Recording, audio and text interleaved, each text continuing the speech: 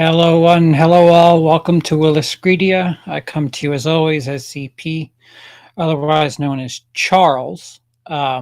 This is a bit out of left field for some people, but today's date, of course, is the 31st. Um, and with my luggage slash hard drives, everything that's going on with stuff that I have stored, projects that I've done, and as you can see from the intro, the intro that you just watched, um, was to be the prologue. There was supposed to be voiceover from Emily, over the first half, not the black and white stuff, or the title screen. The Nolan, Tarantino, Fincher, like their little upbringing, their the way that they came up. That there was a script to that. We were going to do voiceover. Never got around to it because I never ended up filming that. So um, patrons got to see that way back in, I think, when did it? Well, it was for March, I believe. It was this video is out. By all means, uh, Cody Leach, Sean Chandler, Bryan Lomax, all have their versions of this video up, and it's been up. Their opinions are old and dusty. Mine are old and dusty. I just took them off the shelf to share with you live. I don't like doing stuff like this live. Um, kind of you get to see behind the curtain a little bit.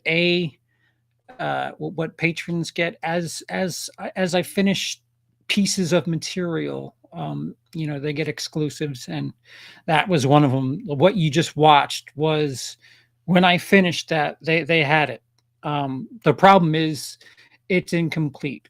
Um, for the sake of an intro and for the sake of doing it live, you guys got 50%, or the visual element of the prologue to the big three, of directors, 31 on 31, which is of course David Fincher, Quentin Tarantino, and Christopher Nolan. And do I have to do the opinions thing, guys? Uh, some of these on my list are going to be a little surprising to some of you. Some aren't. I know there's quite a few that shouldn't be a spoiler at all. Like if you know enough about me, you know where the top half, like you know where we're going towards the end. But I do have some controversial opinions, and I'm thankful I don't have to do this with Bryan by my side. I'll say that, uh, giving away a little bit of the the store. I don't have visual aids. What you see on the bottom, it is you're going to get the countdown. You'll get the list, but this is going to be the most un-WILIscredia 31 on 31 you'll ever see. Um, Complete with raw, incomplete intro, that should have been altered for a number of reasons. Um, uh, so before I get started, again, these are just my opinions. This is a list of movies that are very good. Like I realize I'm ranking 31 films, but it is ridiculous to say that something that, like, I'm looking right now, I'm looking at like 25 on this list could be in like top tens in so many other lists. It's just the way this plays out. we're ranking three very good directors up against each other, 31 films, as it was for the release of Mank. When Mank was released in late 2020, that made a combined 31 between the three gentlemen. We kind of wriggled a little bit. Kill Bill is the whole bloody affair. It is not Kill Bill 1 and 2. So that is the only thing that may have you scratching your head, looking cross-eyed or whatever. But again, I can certainly explain any sort of bizarre opinions, but they're mine. They're not right, just like yours. Yours are right to you.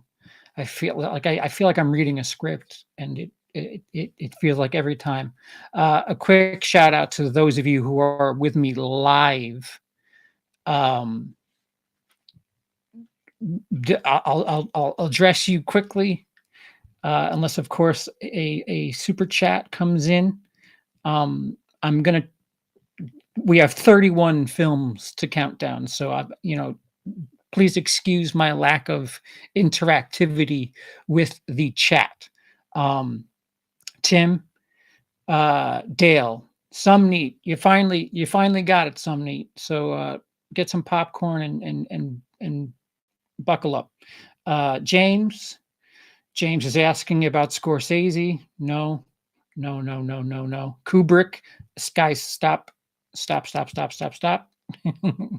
What's up, Daniel Skinner? Shiloh, better late than never. Yeah, I agree. This list has been. I mean, it's been done. There's been no excuse other than my petulance and wanting to have a pristine product, and here I am doing the polar opposite. Just I figured, you know what? I don't have my normal tools with me. I don't have my normal things that distract myself. And it is the 31st. Nothing else is going on with the Autopstream crew. So let me catch up with that, because I realized that I had that intro still. I had that was done. That intro was done forever ago. And I just thought, you know what? Fuck it. We'll do it live.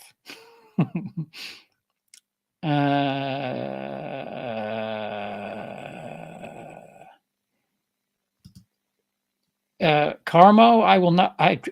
I'd like to be alive for that, but whatever.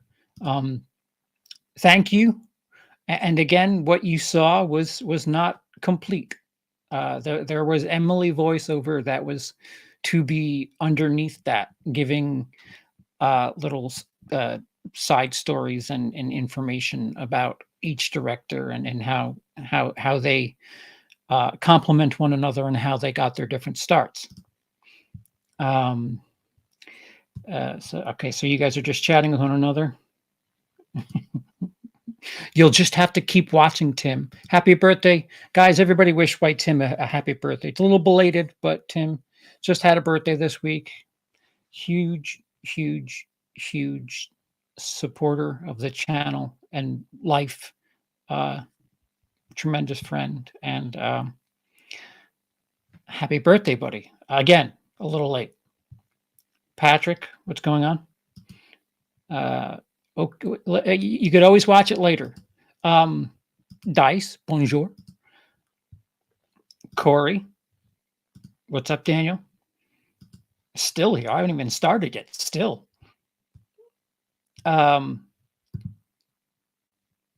Hey, Felix.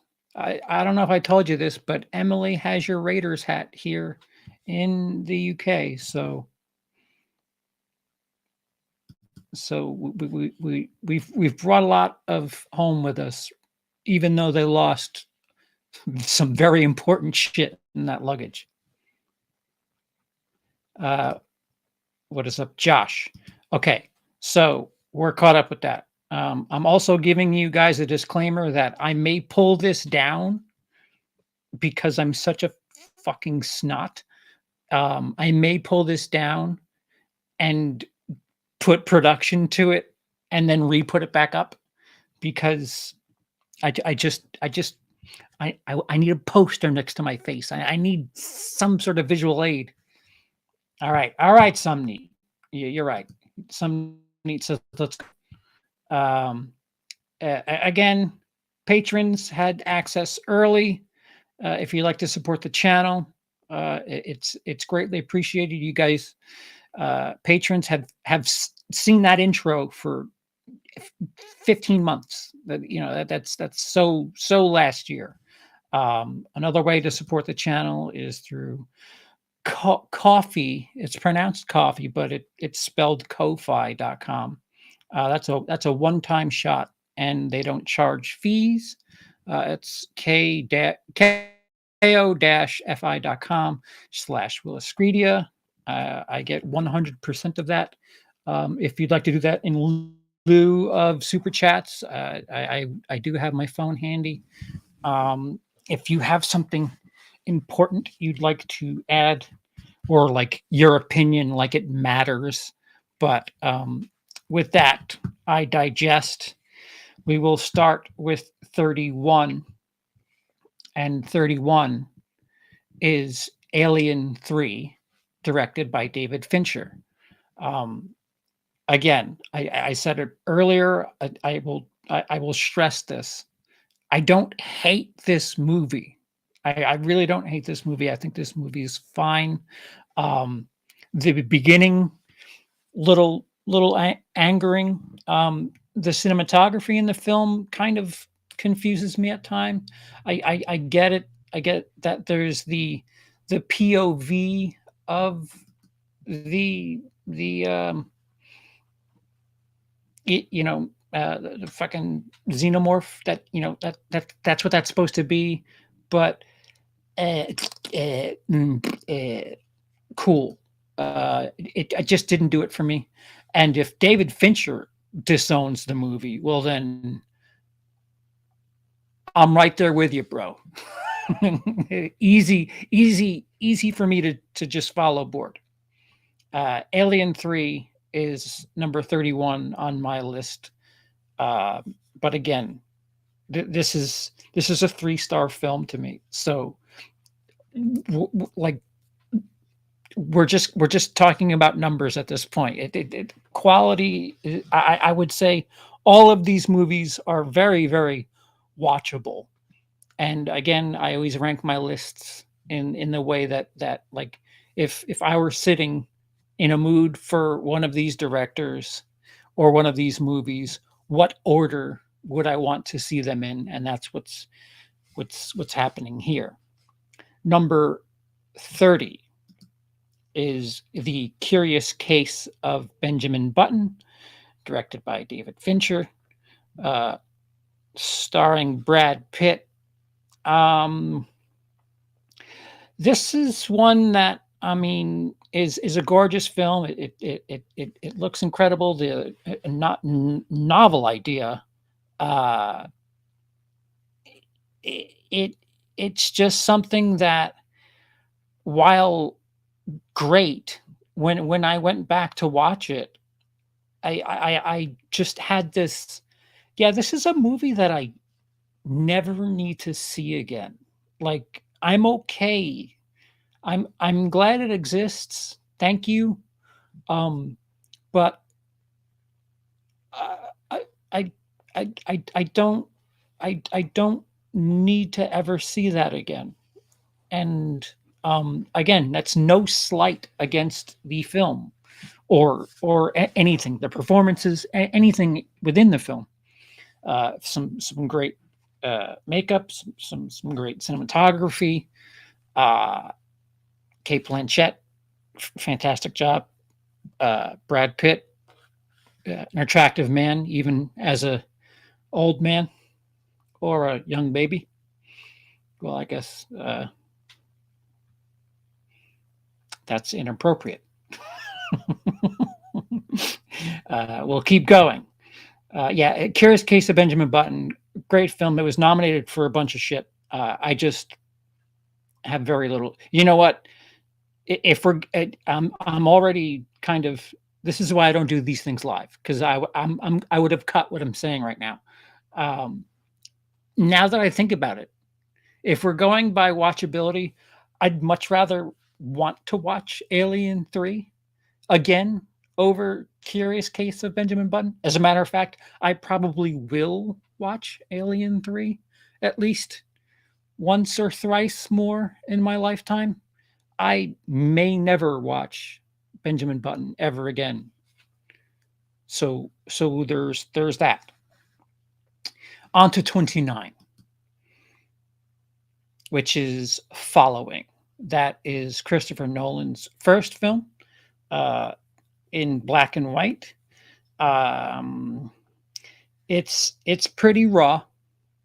Um, it's an all right film, but Christopher Nolan is a phenomenal director. He's got phenomenal elements and subtext that he throws into just about everything. But this movie to me, while being appealing and intriguing, um, felt like somebody who just got out of film school and said, "Hey, hey, let me throw some shit together." Um, it's another. You put it. I'm such a hypocrite. It's put it in the pile of movies that I may never watch again. Uh, and which includes the next film too. Again, Following, good movie. I have no urge to watch it ever again though. Um, Mank, the most recent of the lot, uh, which came out late in 2020. Um, about Mank, and the process in creating the greatest film of all time, Citizen Kane. Um, yeah. Okay. It's technically done masterfully. As far as the way the film is made, as far as the presentation, everything they get about old school Hollywood and some inside dirt about the actors and the story behind the making of the film. Uh, Neat. It's neat. I just watched the Offer, the Paramount Plus series, a 10-part series about how The Godfather was put together. Um, if I were to take Mank and just at its runtime and the 10 hours of The Offer, I think The Offer is far superior, even though we're not really that's not supposed to be in here. Very similar premises, but um, I certainly like Citizen Kane more than I do Mank. And anybody who's been to film school will tell you that they shove Citizen Kane down your throat. And it's kind of like, all right, dude, we get it.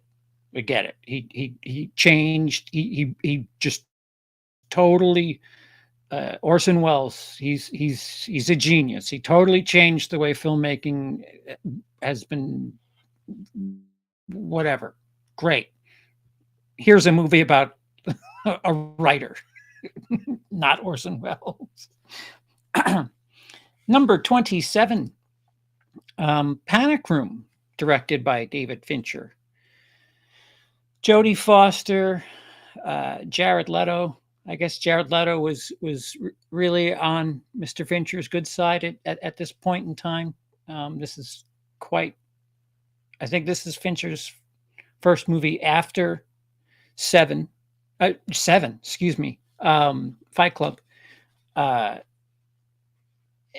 a unique enough premise. It's probably the most accessible David Fincher movie, because David Fincher makes a lot of movies that are very, uh, uh, dare I say, noir-esque. He's got, well, including and on top of that, he's got a lot of stuff that, like, heavy thrillers, stuff that, not everybody is gonna have an easy time following. But Panic Room, it without diluting or making it seem, dumbed down or anything. Panic Room is probably the most broad, presentable movie that Fincher has done.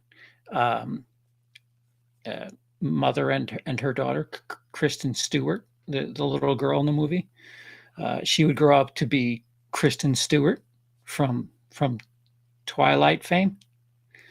They're trapped in a panic room. They have this giant house in the city, and some people come and intrude upon the home. And the idea of a panic room was new at the time, and I remember everybody raving about the technology and, ooh, this is crazy. I think I want a panic room. Um, and as somebody who suffers from agoraphobia, um, I would just live in my panic room if I had it.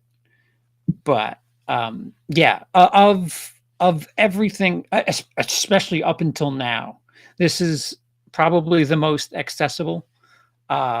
Rewatching it, I had it higher, and when I watched it over, I was like, "All right, Fincher's done far better." And I mean, we'll get to that. And you look at Fincher's history, and it just seems like right there in the middle you have Panic Room, and it's just like, I mean, it's good, but all right, all right, bro. Number 26. Here's where I lose some of you.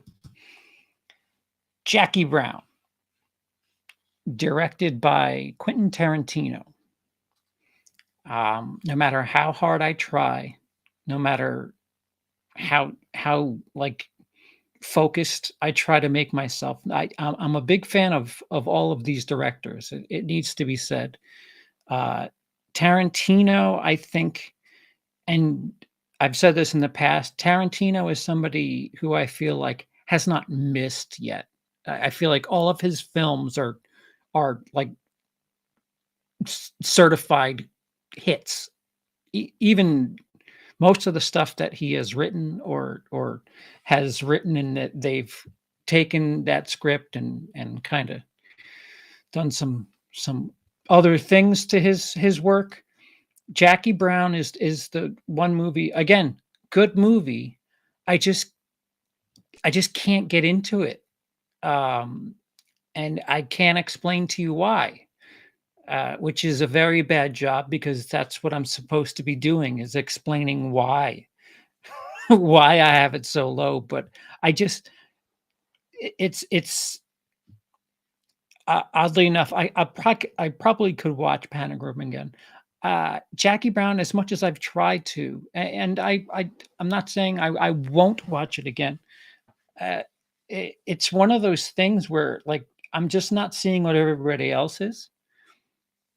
And Tarantino, this is on the heels of Pulp Fiction, which I mean, a lot of people agree it's top top 10 movies ever, like ever.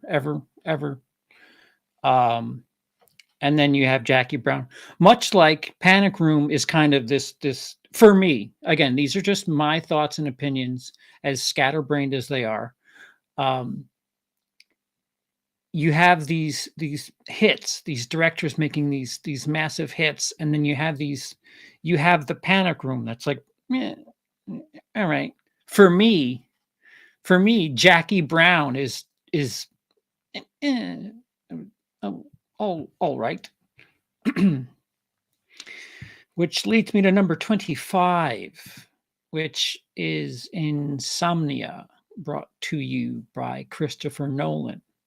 Christopher Nolan, um, once he gets his feet going, uh, he certainly, over the course of his career, has really injected themes of time. There's a reason in my intro I had a ticking clock in the background. Nolan always has this element of time in his films, and Insomnia is certainly no different. Um, it's again another movie that no matter how much I try to e- just get myself involved, this of course is a remake, which I have not seen the original, so whatever that's worth. Um, Somebody said I should watch the original, then watch the Nolan version and grade it that way, which I I don't know. I don't know if that's fair or not to this list, because why should I rate my thoughts on this movie based on its comparison to the source material, so to speak? Um, there are a bunch of head scratchers. I understand that. Um, some of you are probably thinking, wait, he hasn't mentioned blank yet, but he's already listed a couple of my favorites. And I realize that. I understand that. I'm a weird dude. That's all I can tell you. Again, every last one of these movies, 31 to 1, at least 3 stars from me. I'm going on what I would like to go back to. And Insomnia is something that, um, incredibly well made. Like this is the beginning of Nolan, like really getting that, that theme, that, well, time is a major element. And I could attest to being in the northern half of the globe, that not quite to the level of this movie, that it stays light pretty long, up here in Scotland. It felt that way in Denmark. I don't know what the fuck I'm talking about. I'm scatterbrained and rambling at this point. Number 24, and this is probably one you guys are kind of been waiting on. It is Death Proof, Quentin Tarantino's contribution to the Grindhouse double feature. Um, a lot of people think it's Tarantino's least good movie. I tend to disagree. Um, what I don't like about Death Proof, um, is the way they do the the fried film, the scratches, the grain, all that. They do that gimmick for some of the movie and then just kind of bail on it. And then you have like two halves of this film. And uh as far as the third act is concerned, I'm completely completely on board with everything that goes down from the second that they go for the test drive, uh out. And Kurt Russell plays one hell of a bad dude. And it knows that it's a little bit campy, a lot of it campy. it seeks out to do that. Quentin Tarantino could be the greatest, like, B filmmaker that actually makes, like, stuff that you would consider like if Tarantino were to do Toxic Avenger, I would imagine he'd find a way to make it stylized and something that people would be impressed by. Um, and that's how I feel about Death Proof. Yeah, yeah, it's gimmicky. It's beneath the regular material that is on this list. It's absolutely got a gimmick to it, and it's not for everybody. And if you're going in there expecting, Pulp Fiction or something like that, you're going to be really unhappy. But Tarantino set out to make a film that homaged a certain type of film, a certain type of experience, and I thought it was done well, and I enjoyed it.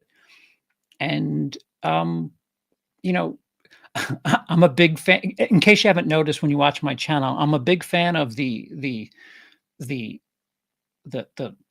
burnt film. The oh, we lost a frame. There's a bunch of that in the movie, and of course, it's on purpose. I've heard people say things like that. That's the most aggravating thing about the movie is it like you have a super huge budget. Why are you making it seem garbagey? Um, Another reason why I love 2022's X, very similar things going on there. Not quite to the degree of Death Proof, but um, Death Proof is probably the closest thing that Tarantino has to just like a straight action movie.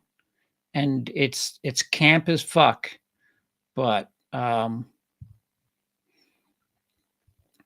I have a good time with it. And again, we're not even a third of the way through the list, so it's not that high on my list. So with whatever you have to say. This is my list, damn it.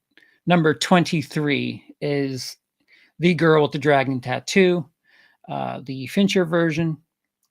And much like what I was talking about for Insomnia, uh, the opposite could be said here for The Girl with the Dragon Tattoo.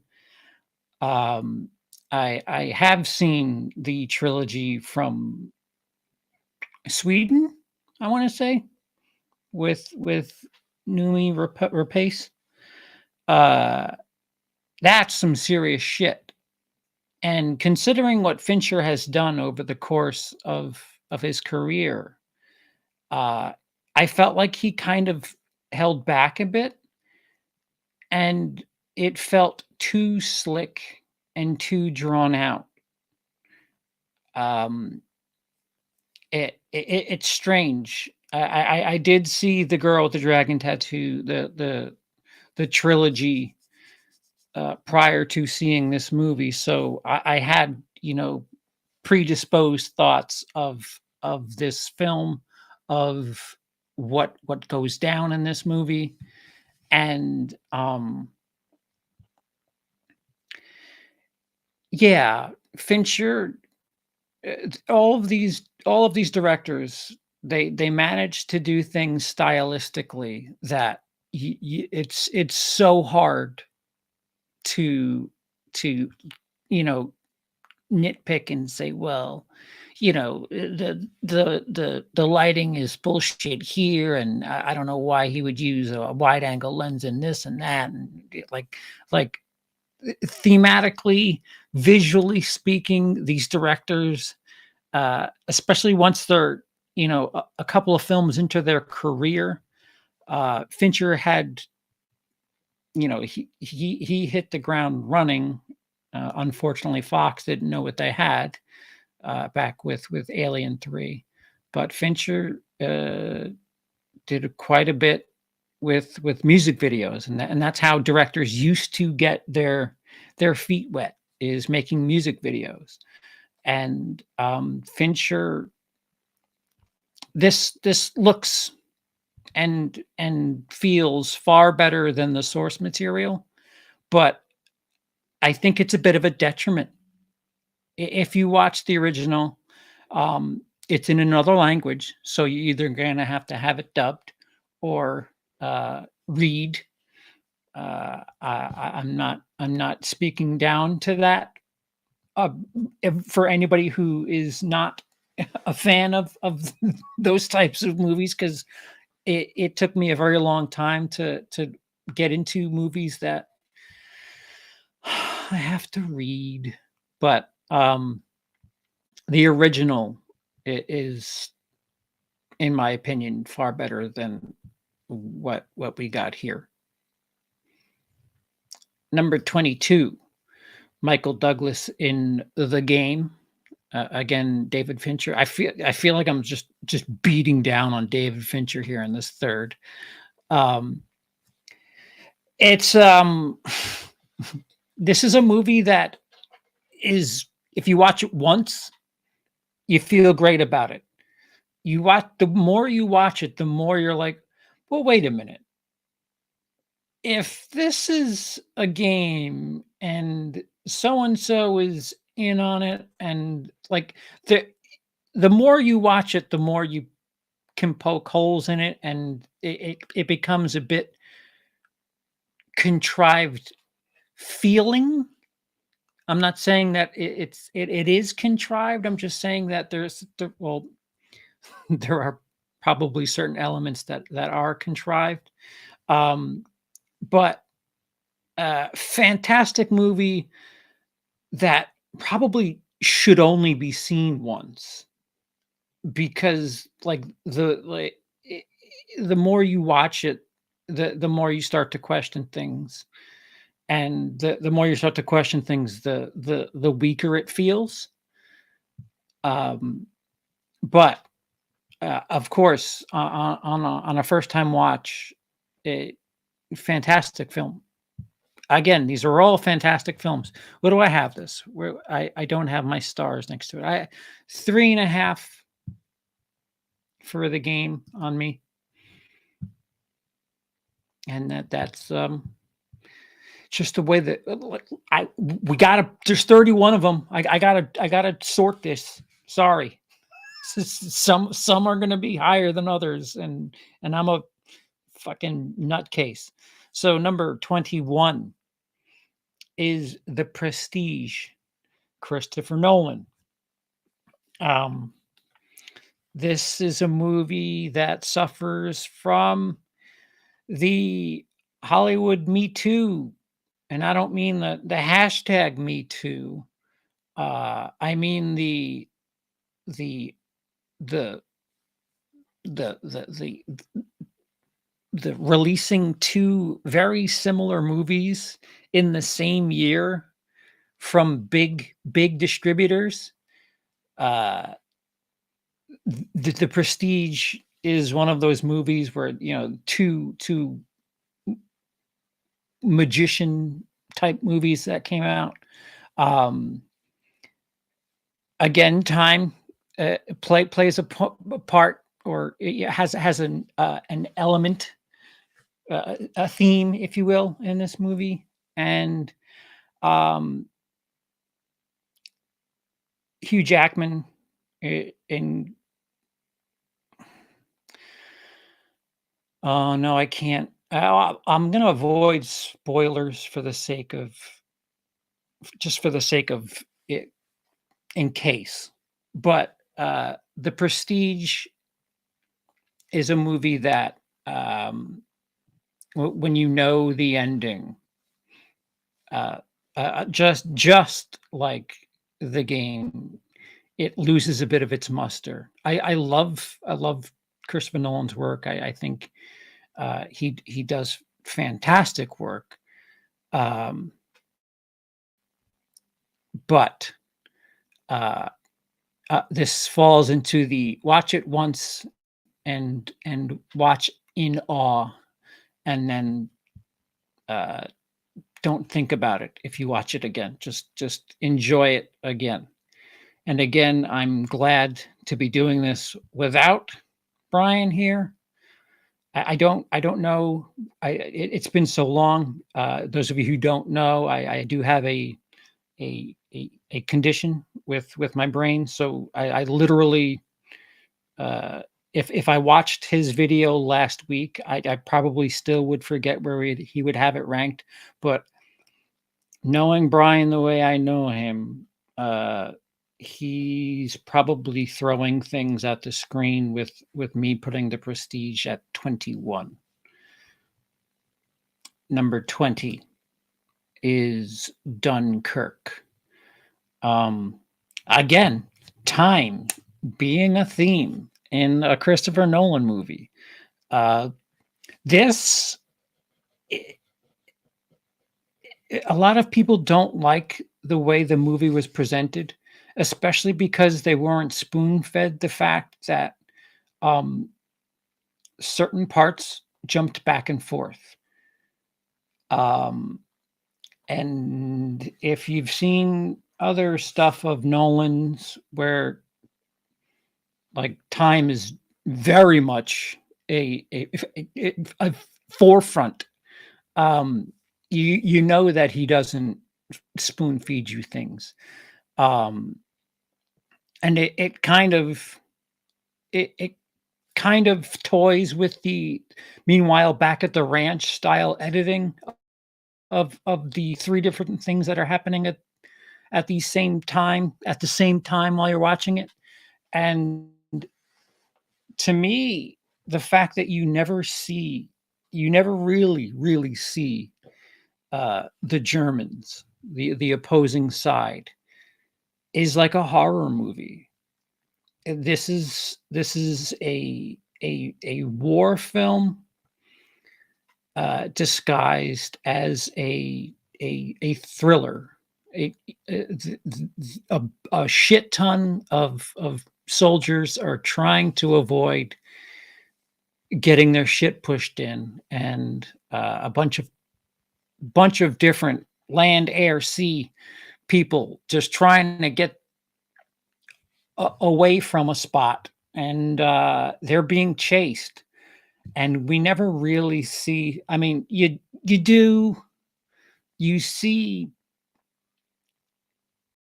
villains. Yes, especially I think in the air, the Tom Hardy parts, that you definitely get a sense of, oh, there's the bad guys.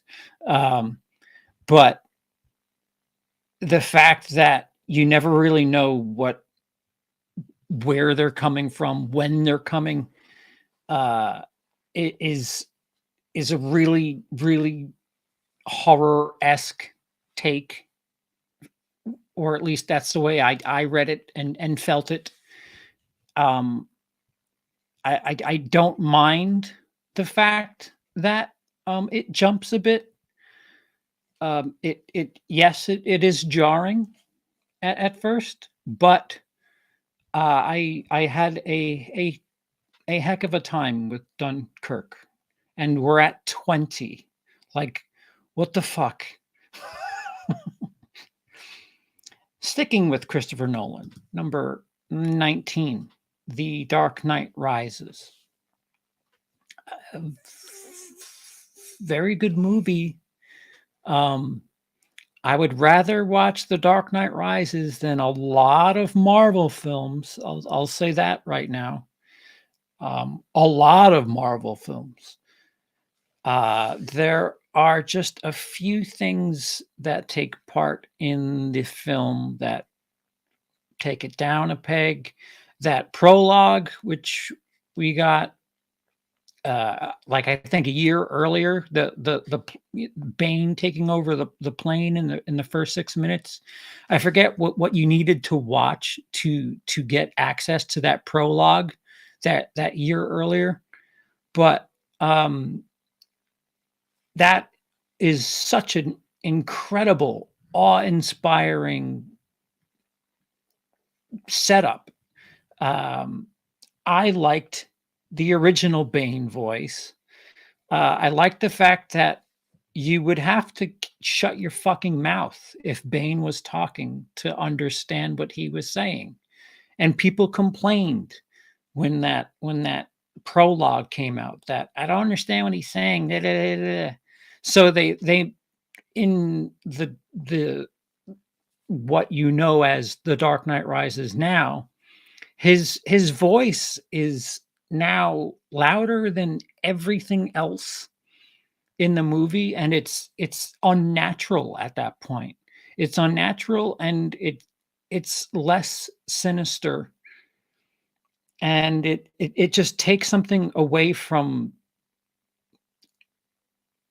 the experience, because Tom Hardy as Bane is fucking menacing. The scene with him and Ben Mendelsohn, where he just simply lays his hand on Mendelssohn's shoulder, and he says, "Do you feel in charge?" Very, very, very tense scene. Uh, I bought Tom Hardy as just fucking crazy and scary in an absolute upside down pivot to what we had in Heath Ledger, who was, chaotic and all over the place. Bane was very calm, big fucking dude, and you knew that everything about the way he was portraying Bane, you you you, you felt that you don't want to bother this guy like at all, like at all. He may not say anything, he may stand still, but holy shit. Um, Again, complaints. There's a death in the third act that could be one of the worst acted deaths in any of these movies. Um, and I'm dying to know if there's other takes of that scene where somebody delivers a bunch of lines and then just dies like they're in a Tommy Wiseau movie. It really, like that death scene takes like a half star away from me. Like it really kind of takes the air out of the whole deal. Um, there's a lot about the third act that makes you question things. The death doesn't help. The fact that, well, um, Batman gets back to a closed off Gotham, which at in the film it looks like Manhattan. A lot of it's shot in Pittsburgh, but a lot of it also shot in New York City. Um, Manhattan, New York City is an island, and they destroy all the bridges and all that shit. Where Batman comes from, you find yourself wondering how the fuck did he get back, and through what means, and so on and so forth, with a broken back. I can tell you, as somebody who just had an experience last night, literally with my spine, I had a nerve thing that put me out for hours. Um, you wonder, like, how was there Uber? Um, yeah, there's this is the one of the Dark Knight trilogy. The Dark Knight Rises, especially towards the end, you start kind of questioning things and being like, well, how would that happen? And what? Oh, that's a really shitty death. All right. Anyway, um, again, I enjoy it. I enjoy it quite a bit. I quote it a lot. You'll hear me quote Bane on a regular basis. My friend Paul will shoot that first 6 minutes back and forth almost daily. But this is where it sits amongst the 31. Next, number 18 is Once Upon a Time in Hollywood, directed by Quentin Tarantino. I don't like the Sharon Tate element. I really don't. And this could be expectations playing into things, but the fact that like the news that we had up front was Tarantino's making a movie about the Manson murders of Polanski's wife. And like at first people thought it was going to be a horror movie, and like there was like following this film's trajectory ruined the final product for me, because it was like, wait, this is a love letter to Hollywood in the 60s. This isn't anything of what I remember first hearing about it. It's Brad Pitt and Leonardo DiCaprio's movie. With all due respect to Sharon Tate, real person. Some terrible things very truly happened. Tarantino playing with history once again with this movie. And you kind of root for that stuff. But if you don't know what actually happens to the actress Sharon Tate in real life, her character is utterly pointless in this movie. It's like you're wasting time with Margot Robbie when you could be spending it with DiCaprio and Brad Pitt's characters, who, I mean, shit, I want more time with Brad Pitt. Can we have less of Margot Robbie's feet at the theater and more with Brad Pitt and him on the boat with his wife, please? That's all I will say about that. It's a fun movie. It's another movie that Hollywood. As a New Yorker, I can say this because New Yorkers like to just talk about how great New York is. Hollywood loves movies about Hollywood, and this is like fucking just masturbation for old school 60s Hollywood. Not saying anything terrible about it. Tarantino is a brilliant filmmaker, very proficient, everything, great time. Bruce Lee fans are nearly as angry about the way this movie went down as I am about the presence of Sharon Tate. It's fun. You could tell Tarantino's confidence is certainly at a certain point, but this is nostalgia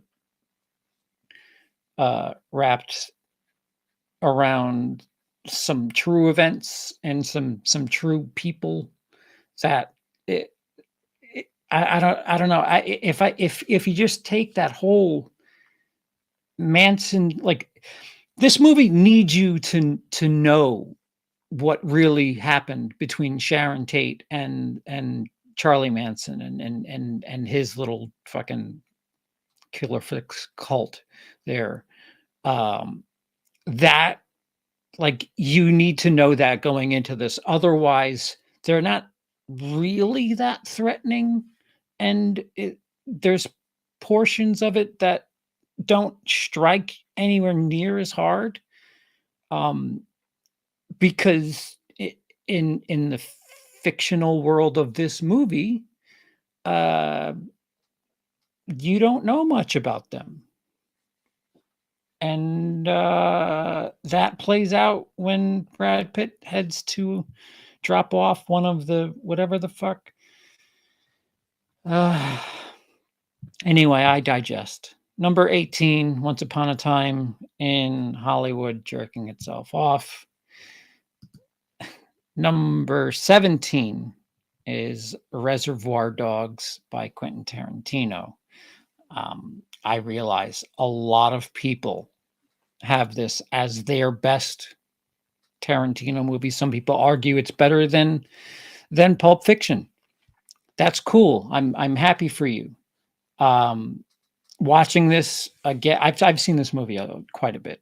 There's so much to it that Tarantino put into this movie with such a small budget that there are things that if you keep going back and watching over and over again, there's Easter eggs and other things that go on that make this a fun watch. It's just, you know, it's Tarantino with a limited budget making his first movie. Um, that's all I could say as far as Tarantino, the visual storyteller. It's not so much there in Reservoir Dogs. Reservoir Dogs is a great movie. The dialogue is fantastic. The you know, who done it aspect of it, awesome. But visually, this is probably the least. It's got the least going on for it from Tarantino, and I would probably imagine that his lack of budget has everything to do with it. Um, it's gritty. Most of the time, you're spent in this what I would assume is like a garage for a morgue. Uh, but it doesn't. It just when you get to the 2000s, and something that I'll get to in a little bit. I mean, Once Upon a Time in Hollywood, the movie I just mentioned, it's it's just gorgeous. There's so much about the movie that like puts you in the 60s. I'm not saying that Reservoir Dogs needs to put you in that time period because it like there's no such like, oh, this takes place in 1991 and you need to experience it. If anything, you would expect it to take place in the 70s because of the fucking constant songs that are being played by the Stephen Wright voiceovered radio tracks. And boy, does Stuck in the Middle with You get just ruined. I can't ever hear that song ever again without thinking of being at least one ear short. Fantastic work. This is a movie that I have 4 stars on. We're at 17. This is a movie I give 4 stars to. Like this is dumb. This is so fucking stupid. Number 16, Memento by Christopher Nolan. Again, as somebody who's been diagnosed with Lewy body dementia, this movie hits way harder now than the first time I saw it. It was quite a watch. Figuring things out over the course of the movie, learning that we're actually we're going in a different direction. That's neat. Um, and I could certainly sympathize with our lead character in Memento. I should probably tattoo myself from now on. Just tattoo. Don't forget to edit this. Don't forget to film fucking 31 on 31 for March of 2021 and not do it live in July of 2022. um, but yeah, again, without spoiling things, the dude's got some memory issues. He doesn't know what the fuck's going on. He's in a motel. He's got a bunch of tattoos that are there for specific reasons, and it's refreshing to not be ahead of the protagonist.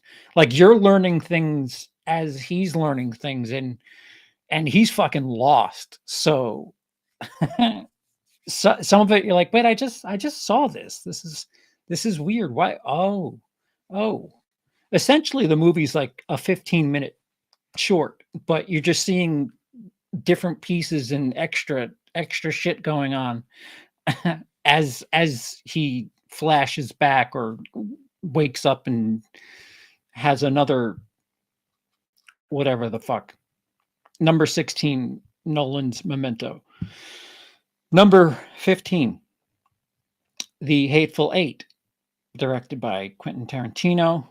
Um, my review for this, I think, is on this channel. I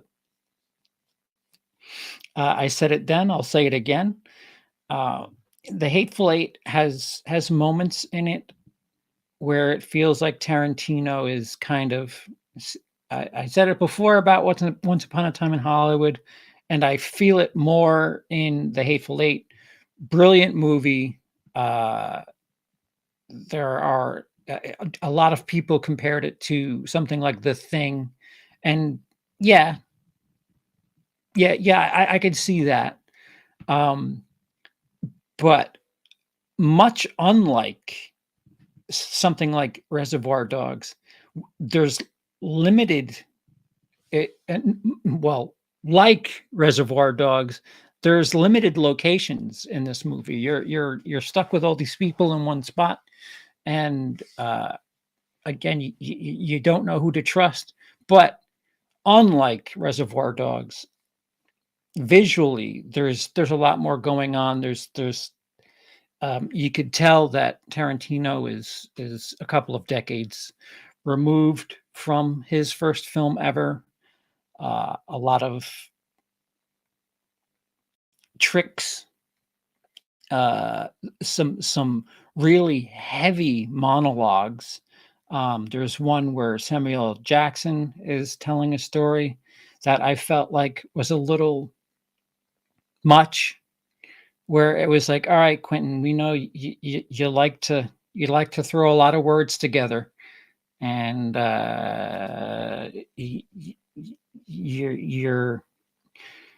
you're kind of taking it a bit much. We like there's a certain point during that where like what's going to happen. You know the punchline, and it's just like, get there, just get there, please. And this is a very long movie, and as somebody who has a spinal issue, I watched this in the theater, and ouch, man. There's a lot of dialogue that perhaps does not need to be as long, um, but the everybody's stuck in one spot, and you don't know what to expect element is very, very, very good. It's presented again. That's where the comparisons to The Thing from 1982 come along, and they're apt. Unlike me right now, but I felt like it could have been a little bit shorter, not taking anything away from the movie itself. Again, we're in 4-star territory here, even though we're only halfway down the list. These directors are pretty good at what they do. I don't know how else to put it. Number 14 is Interstellar, Christopher Nolan. A lot of people like 2001. by Stanley Kubrick. A lot of people compare it to that. I myself would much rather watch Interstellar. Uh, there's obvious influences of 2001 in Interstellar, and I'm that's fine. I'm not disputing any of that. I just prefer Interstellar. There, even this movie has moments where, and again, time. Christopher Nolan. There's some time shit going on. Surprise. Um, there's stuff that happens in the third act with Matthew McConaughey's character that, uh, as I watched it, I remember thinking, "All right, well, okay." There's no way to know one thing or another, but sure, this thing exists, and that's why he's able to do certain things uh, that relate to time. Um, I just every time I watch it, I'm like, well, how the fuck does this spot all the way in the middle of outer space somehow connect to a bookcase? And fucking just brilliant movie. It really is brilliant. It makes my head hurt. It really does. I enjoy it. I have a good time with it, but um, it it's one of those movies where I think about certain things and I'm just like, wait, but how? There's no way to prove anything that happens once they're in space. Like, this is just a thing with science. Like they say, if you were to go to like something like Mars, an hour would be longer or shorter on that planet because of whatever the fuck the way the fucking planet rotates. I'm not a science major. I'm a moron. So don't, if I'm saying things that sound like absolute dog trash, I understand. But if I were wearing a watch, from planet Earth, I would imagine 60 minutes of Earth time just because I'm on Mars. I don't think that Mars would be altering my watch. 60 minutes would be 60 minutes, I would think. Um, and when you start getting into well, no, it's 10 years because this planet is different. And I get confused because I just, if you count to 60, it's 60 seconds. I fuck, I'm stupid. What the fuck? It has nothing to do with the bringing the movie up or down. There's key points of the movie where time are absolutely fucked with, and I'm like, but wait a minute. Everything I just said, without spoiling it is what my brain does, and then I need a nap. So we have 13 to go. Let me just take a quick peruse through the stream to make sure everything is okie doke. All right, no super chats. Okay, good. I will get back to all of this once I'm done. I also need to fucking drink.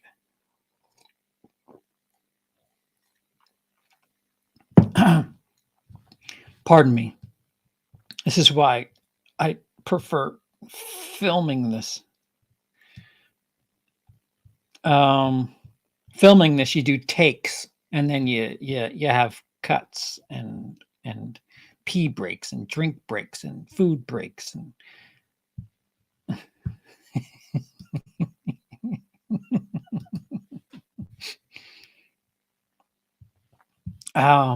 All right. Well, all right. I appreciate you guys having a good time. Those of you watching live, having some banter in the chat. That's makes me happy. So if you watch this in the future and you're like, this guy's fucking rambling weird nonsense, um, at least if you were here live, the, the the chat is certainly entertaining themselves and getting theories off about what the fuck it is I'm trying to say. So we've made it through 18 films. There's 13 left, which is 31 backwards. Uh, don't forget that there is another 31 on 31 coming later this year, depending on how I it doesn't look good for me partaking in that again, but I don't know. We'll see how things go here. Maybe I'll do it live and just deal with being the not pretty videos guy and just give you a raw list. Um, and of course, there's the perennial, the Halloween October 31st, 31 on 31, which will be a little interesting this year, is the best way I can put it. All right, so up to 13. And that is Batman Begins by Christopher Nolan. A lot of people complain about the fact that we like learn how Batman becomes Batman, and there's the backstory of Bruce Wayne and him becoming Batman. But that first half I think is fucking awesome. I really do. I enjoy him learning. Liam Neeson, great in this movie as both the mentor and other things in this movie.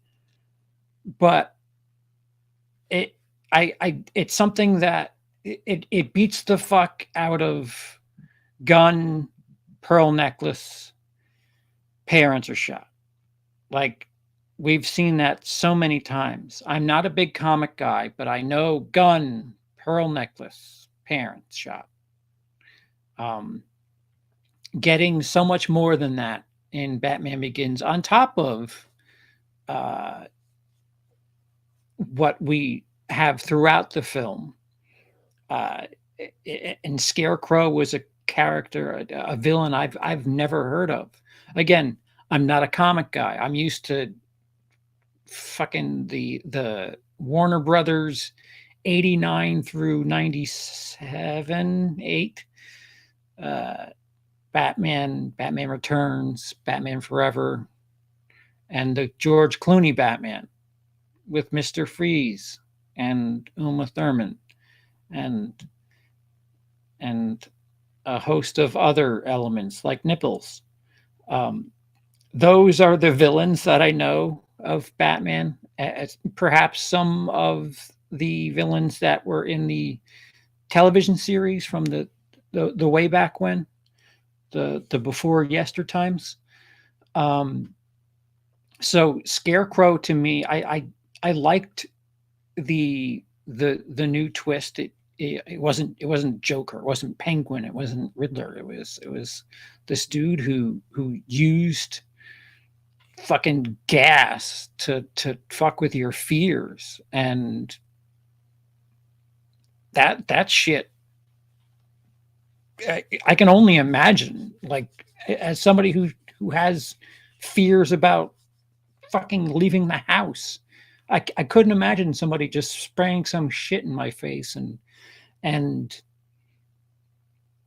everything around me becoming something that, like, that's the worst trip ever. Um, I just love when it. Well, I can't spoil things. Um, there's a part where Batman is seen through the spectrum of somebody's own supply, and like he's like all black and just like drooling fucking tar. It's really gnarly. Um, Batman Begins, as I said about Dark Knight Rises, Batman Begins is a movie I will take over 75 to maybe 85% of the Marvel Cinematic Universe. I quite enjoy it. And I don't hate Katie Holmes's character nearly as much as 99.901% of you. I was fine with this. As a matter of fact, I was like, oh, why did we get rid of Katie Holmes for part two? What the shit with the continuity? But if she's the downfall of Batman Begins, then yeah, there's no problems here, as far as I'm concerned. Number 12 is Tenet. I've seen this twice. I had it ranked lower when I first watched it, and then rewatched it. And Christopher Nolan, guess what he's doing? Stuff with time, some time travel shit. And fuck it, there's a scene. I mean, people will sing the praise of Matrix 2 for the highway scene, like, and like that's it. Like they're like, this movie's like an 8 out of 10 for me because of the highway scene in Matrix 2. 8 out of 10. To borrow their mentality, the fucking highway scene in Tenet is equally as intense and fucking out there and badass. And there's some shit going on that, like, on a second watch, there's things that this is a movie that is the opposite of other things that I talked about, where some of the movies on this list, they kind of degrade if you watch them too much. This one, the more I watch it, the more I'm like, oh, right, okay, yeah, backwards in time, and he's doing that, and yeah, all right. Um, I've said it before, I'll say it again. All of these filmmakers are brilliant at what they do, with the exception of a certain few movies that I've mentioned. Visual storytelling by these three directors is top tier. With the exception of something like Following, Reservoir Dogs, Memento at times. But Tenet is gorgeous, and I like me some Christopher Nolan time travel-y in your face stuff, but only if it's right in my face. Don't be going to different planets and changing time literally. An hour's an hour. I don't want to hear anything else about that. God damn it. Number 11 is the Kill Bill, The Whole Bloody Affair, which is, of course, Kill Bill Volume 1 and Volume 2. Hard to take the two different movies and make them one and judge them as one for a myriad of reasons, because 2 is a lot more focused in like Uma Thurman's character seeking revenge for things that happen in the first movie, and there's not much visually that stimulates you with it. It if anything, that there's you have moments of black and white. Whereas the first half, volume one, there's the amount of color and different different types of storytelling devices. I mean, there's a fucking cartoon in it for a bit. It is so vivid and like everything about volume one is it's like a fucking firecracker. I don't know. I don't know how to explain. Like the differences between volume one and volume two are color, like tremendous color. Everything in volume one is just so fast paced and colorful and explosive and quickly moving and gory as fuck and like the fact that they won't let you know her name is fucking hysterical. And then the second volume, everything kind of slows down quite a bit, and you know what's left, and yeah, it slows down quite a bit. Like you for her training with long white beardy dude, um, that would not fit anywhere in the first half, but watching it as one long thing, um, you can find it unique because the movie takes such different strides at different times. For half the movie, it's going at such a pace that you're like, Jesus, is this what fucking meth feels like? And then for the second volume, everything kind of slows down and the color goes away like a lot for a lot of the movie, and you're settling into Uma Thurman's character and what she has to do. Spoiler: she's gonna try to kill Bill. It's only a spoiler because it's the title. Number 10, Zodiac, directed by David Fincher.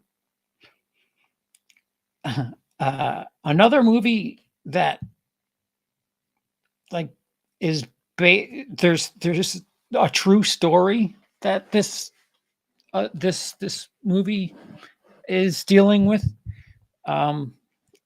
We've talked about it with Tarantino a couple of times, and now David Fincher, we have something that he does based on real life. And if you know the story of the Zodiac killer, the end is kind of ruined for you. And even with that, having the journey that this movie goes on, Mark Ruffalo and Robert Downey Jr. for the limited amount of time, I often forget that, hey, the guys from the Avengers are in Zodiac. That's crazy. But yeah, fantastic performances. Mark Ruffalo and Jake Gyllenhaal, just fabulous work. And again, as somebody who knows the story and knows the status of what the ending would be, the ride was still fucking incredible. Not a bit of a letdown, but more of an open. Oh wait, Never mind. If you don't know the real story, then I would suggest checking it out and just ignore as much as possible about the true story, because it's a hell of a detective drama. Would you call it detective thriller? Um, Fincher's really, when it comes to like crime stuff, Fincher is really, really, really good, and Zodiac is very good. Uh, Number 9 is The Social Network, also by Mr. Fincher. Um, that is not, well, I guess it is crime, theft of some degree. Um, but never in a million years, if you told me that they were going to make a movie about the guy who made Facebook, would I think that it would be just awesome. And it is. I watched this movie a few times. Like it's a movie. If I want to, I'll throw it on right now. If I had access to it, is it here? I don't. I'm on a completely foreign land. It might be behind me. I don't know. Those aren't mine, for the record. But some liberties were taken, of course, and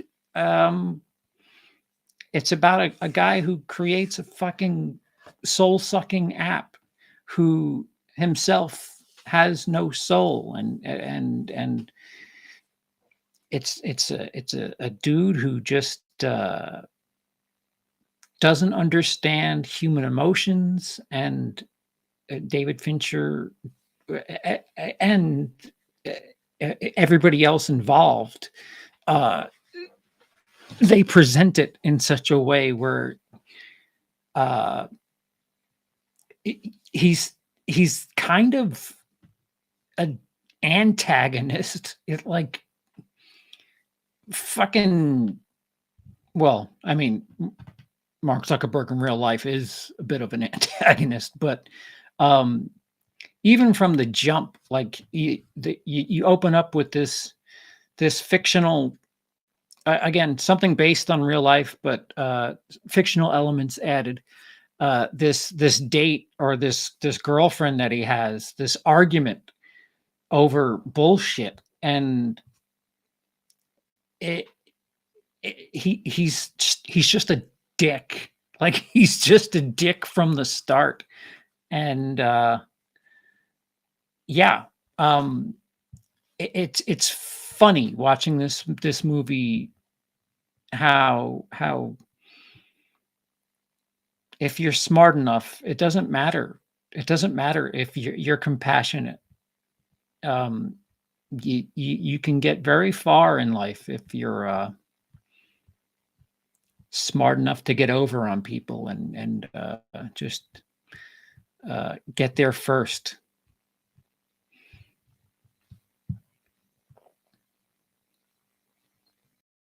Number 8, The Django Unchained.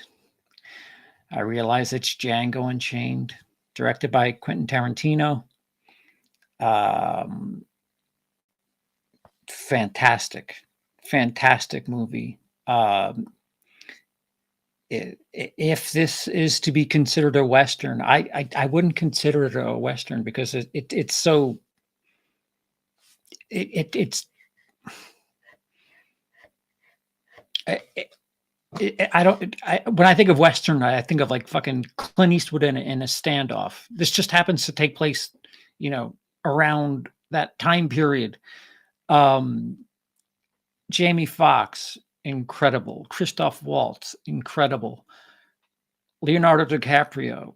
Oh, do I love hating him in this movie? And Tarantino. This is him at his peak, whether it be with the script, with the film itself, visually, the characters, the acting, everything that's going on in Django Unchained, I feel is just incredible, absolutely incredible. And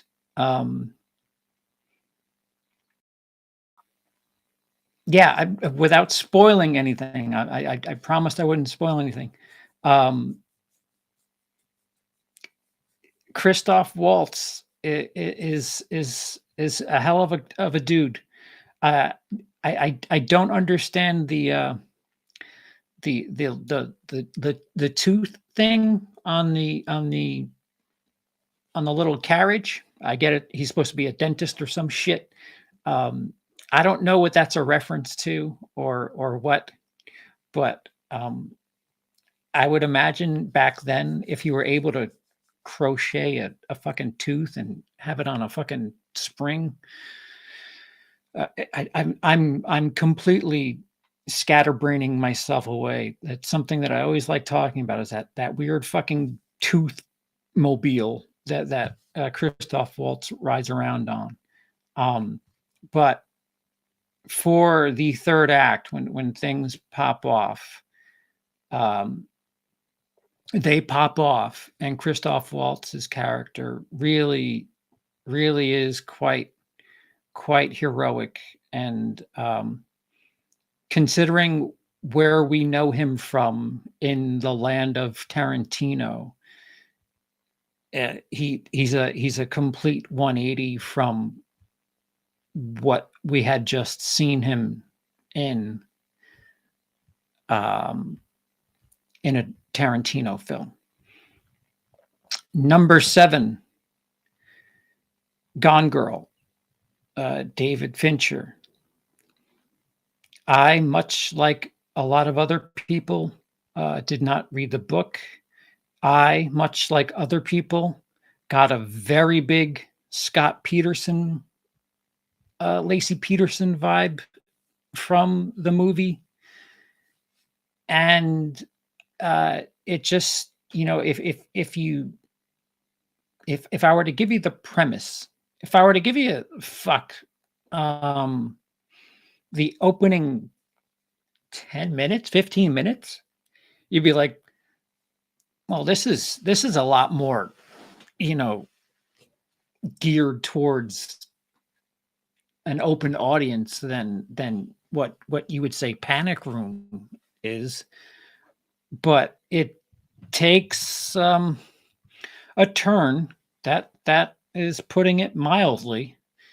It's not just a dude whose wife's gone missing and people think he killed her. There is a scene in this film that I think is done masterfully where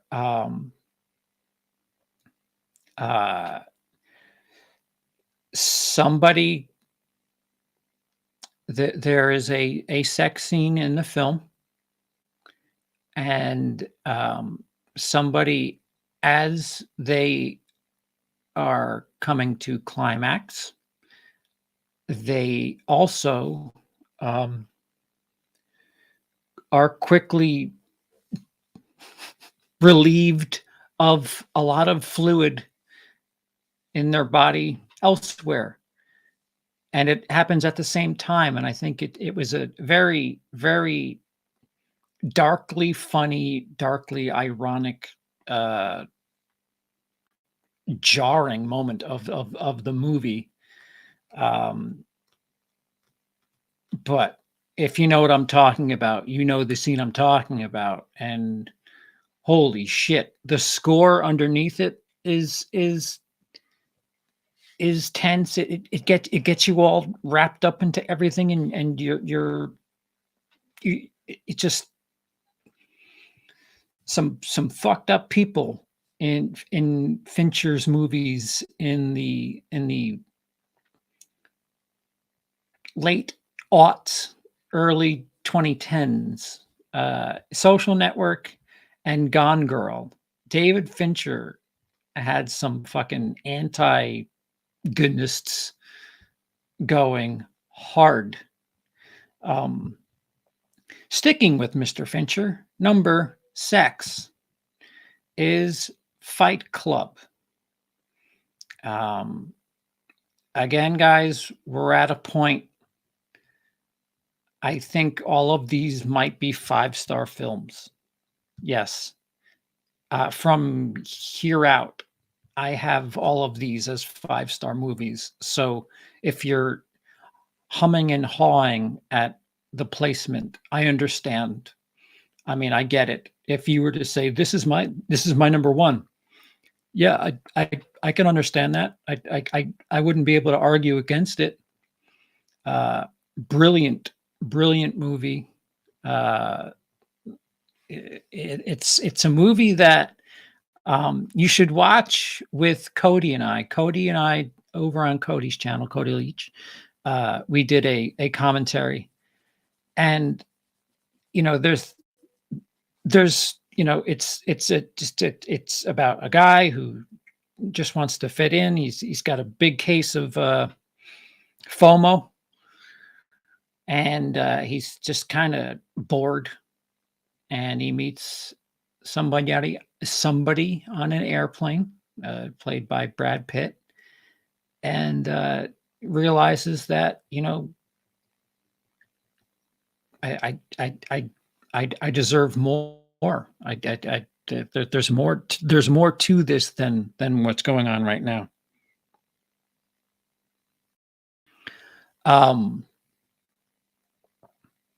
And then it goes on quite a journey, and you're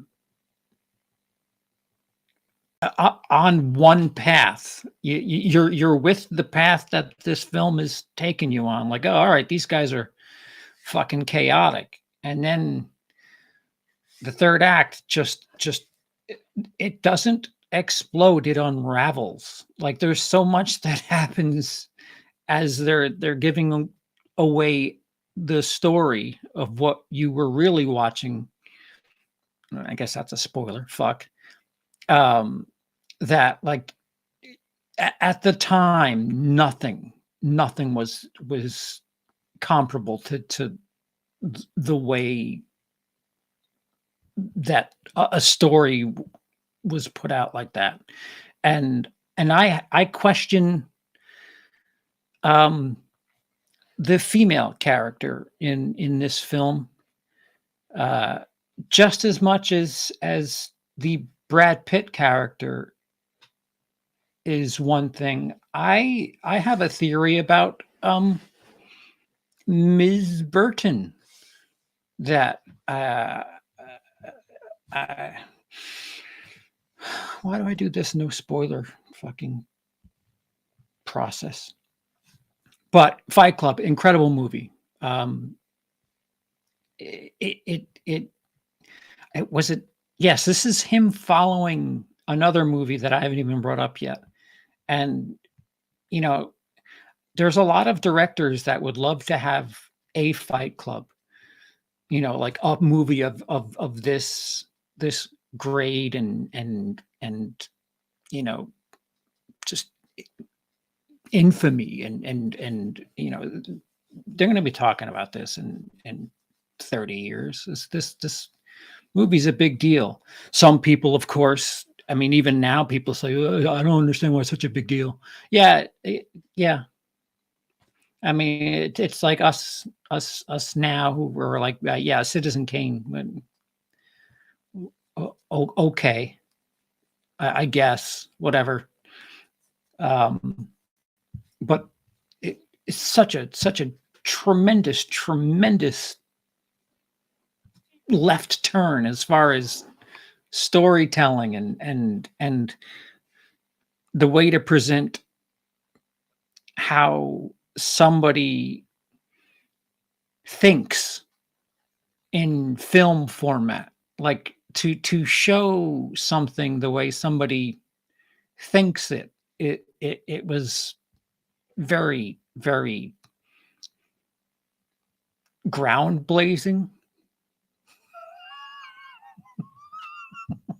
I don't even know what the fuck I'm talking about. Tremendous flick. Whatever. Number 5. Pulp Fiction. Quentin Tarantino, Pulp Fiction. A lot of people's favorite movie ever. Again, 5 stars. What can't argue.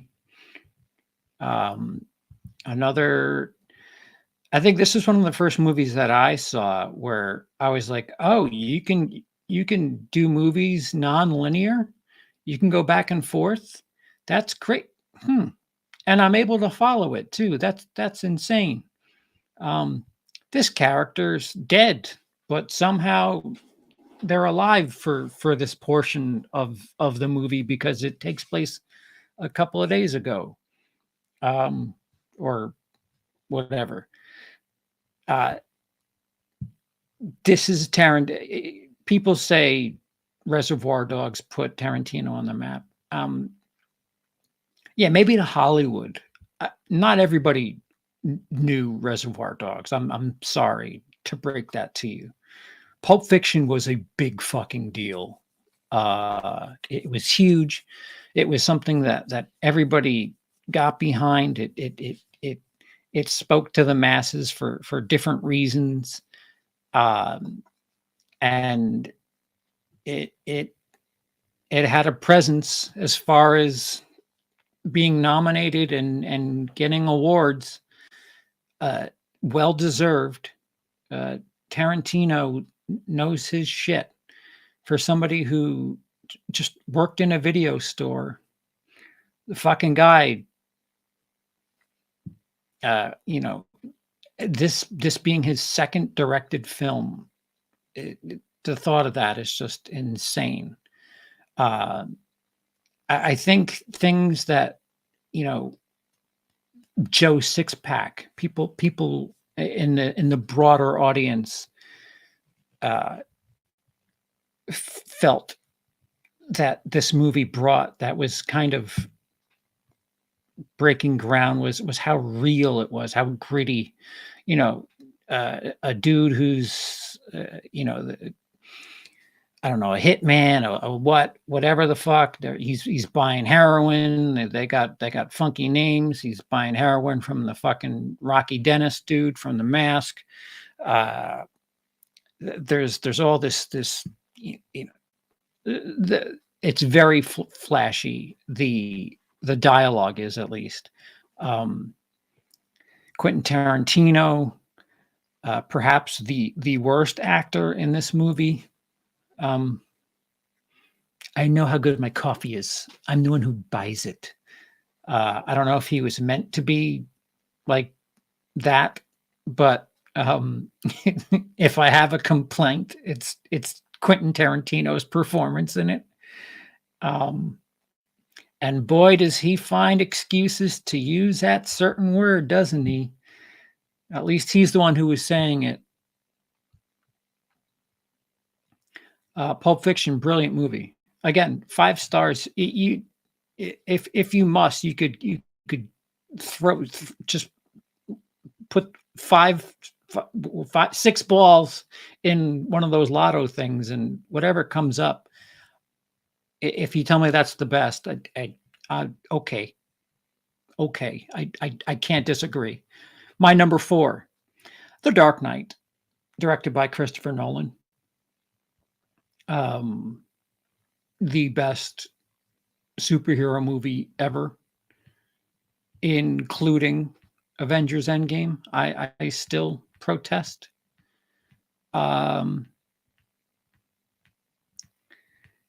Avengers Endgame needed so much driving into it to become this juggernaut that it was. The Dark Knight had Batman Begins before it, and anchored by a brilliant performance by Heath Ledger, who, people said there's no way anybody can top Jack Nicholson's Joker. There's just no way. And he did, and he took it in a different direction and was phenomenal for it. And The rest of the movie is fucking incredible. Another movie with the third act, there's the just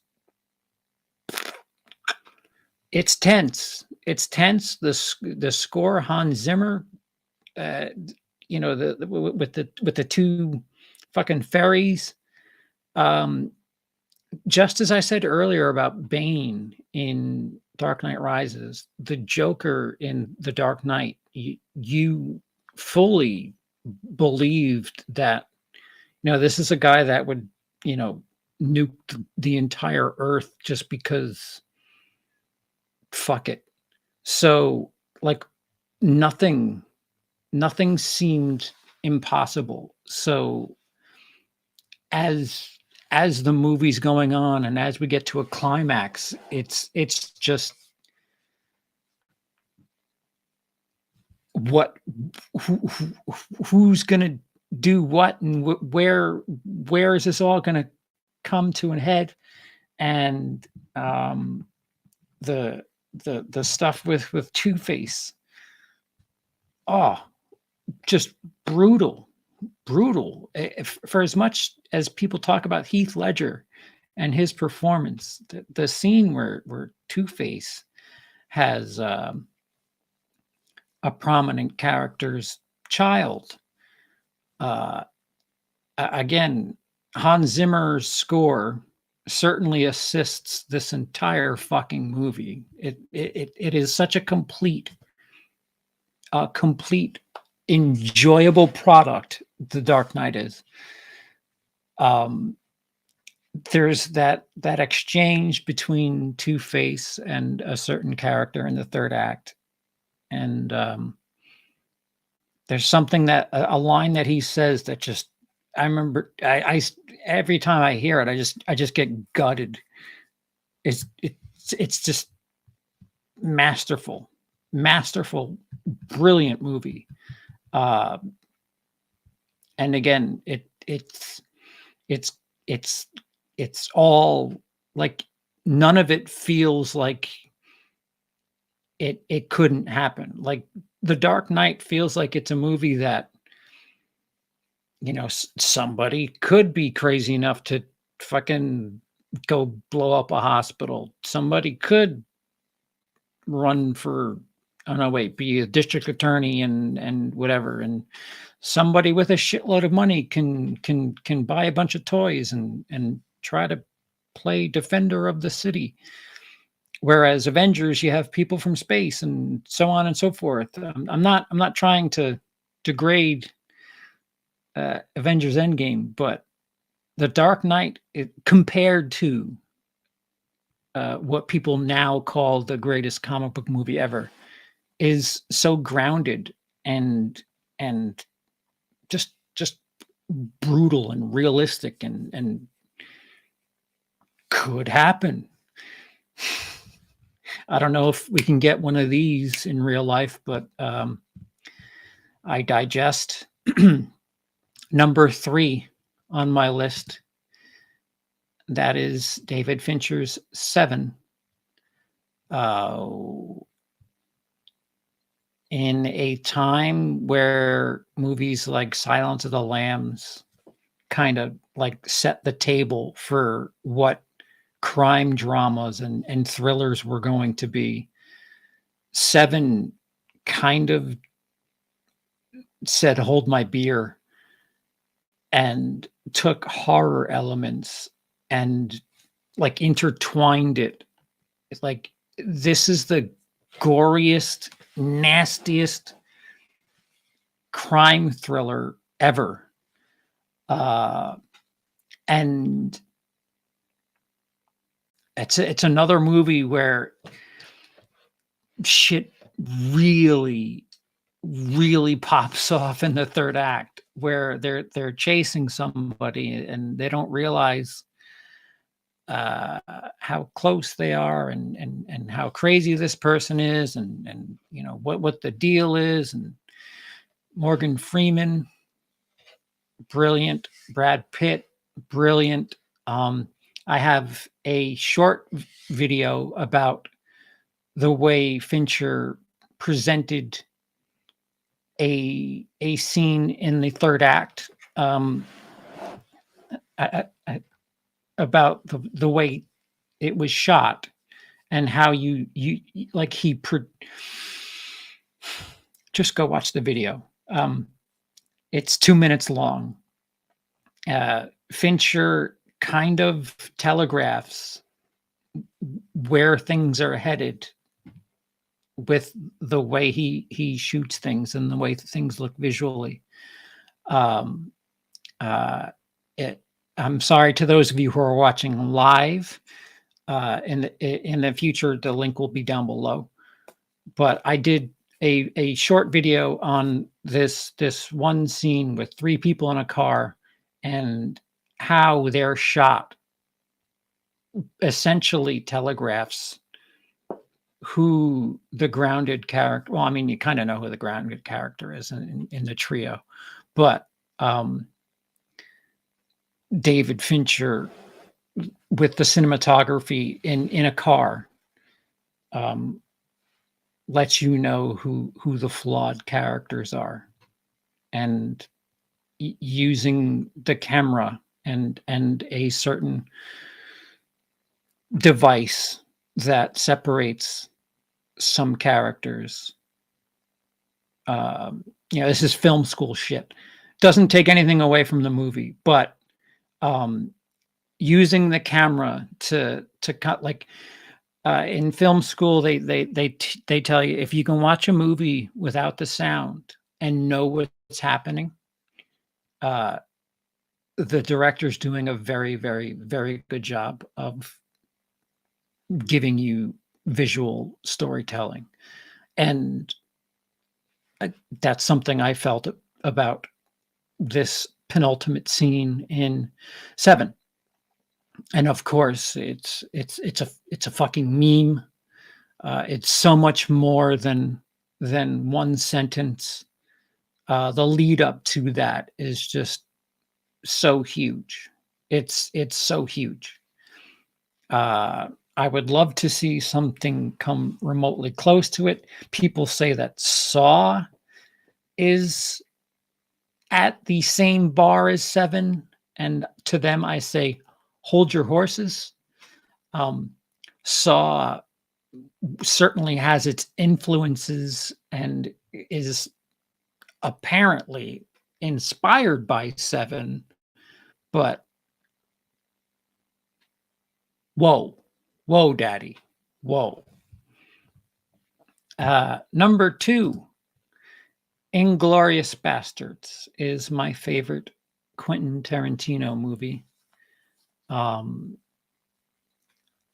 this is another movie that Tarantino takes true events and does different things with them. And as a hypocrite that I am, I enjoy the gotcha, the twist that happens within this film, and everything leading up to it is just incredible. Another movie that, it was hard for me to be like, oh, I gotta read some of this. Fuck. They're speaking different languages. There's more than one language to read. But this is the movie where Christoph Waltz is the polar opposite to his character in Django Unchained.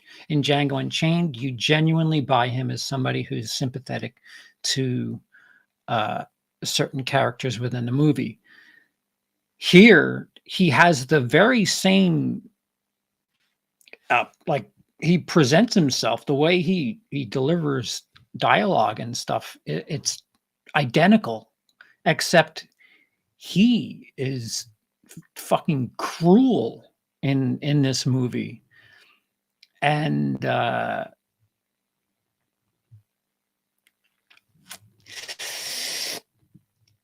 again, Brad Pitt. How many Brad Pitts have we had?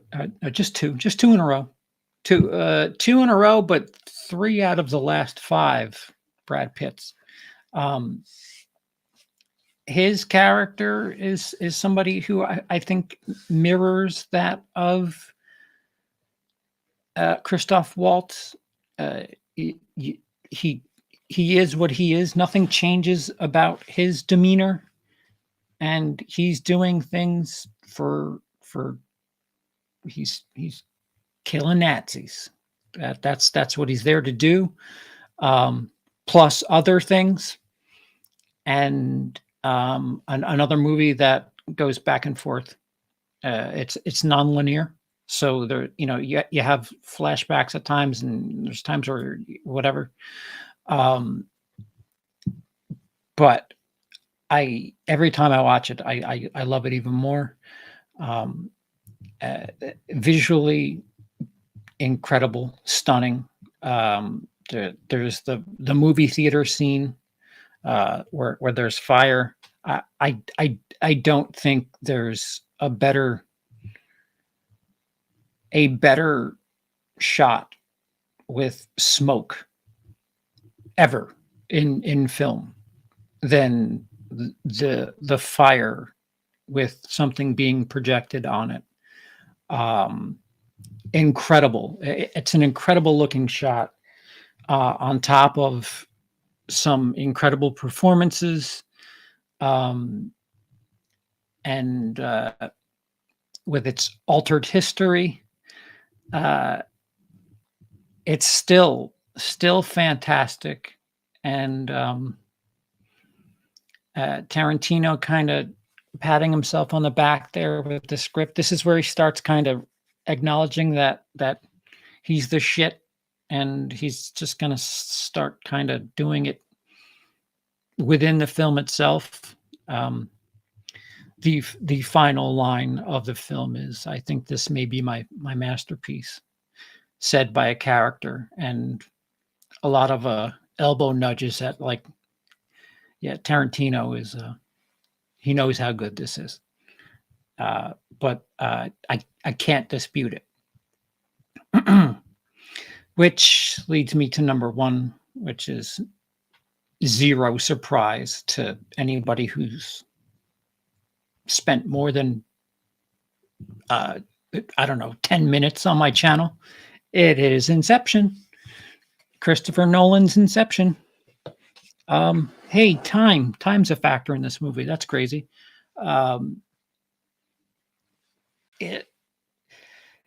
It's an action movie that also feels like heady. And normally when you watch a movie and somebody's in a dream, or maybe not you, but I often feel the need to, like, differentiate. Like, give me like a foggy look to it. Change the color palette. Give me something that lets me know where this isn't real life. Kill Bill. Not that there's dream sequences, but there's straight black and white scenes. There's cartoons. If there's an element of dreaming, why not let us know visually somehow? And he does not do that. And it plays into the way the story goes.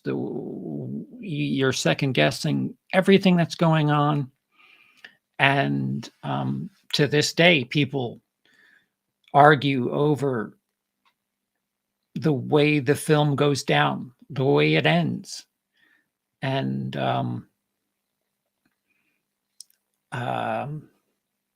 yeah, it's a bit of a cliffhanger, if you want to say that. But I really, the amount of times I've seen this movie, it's a red herring. That last shot is a red herring.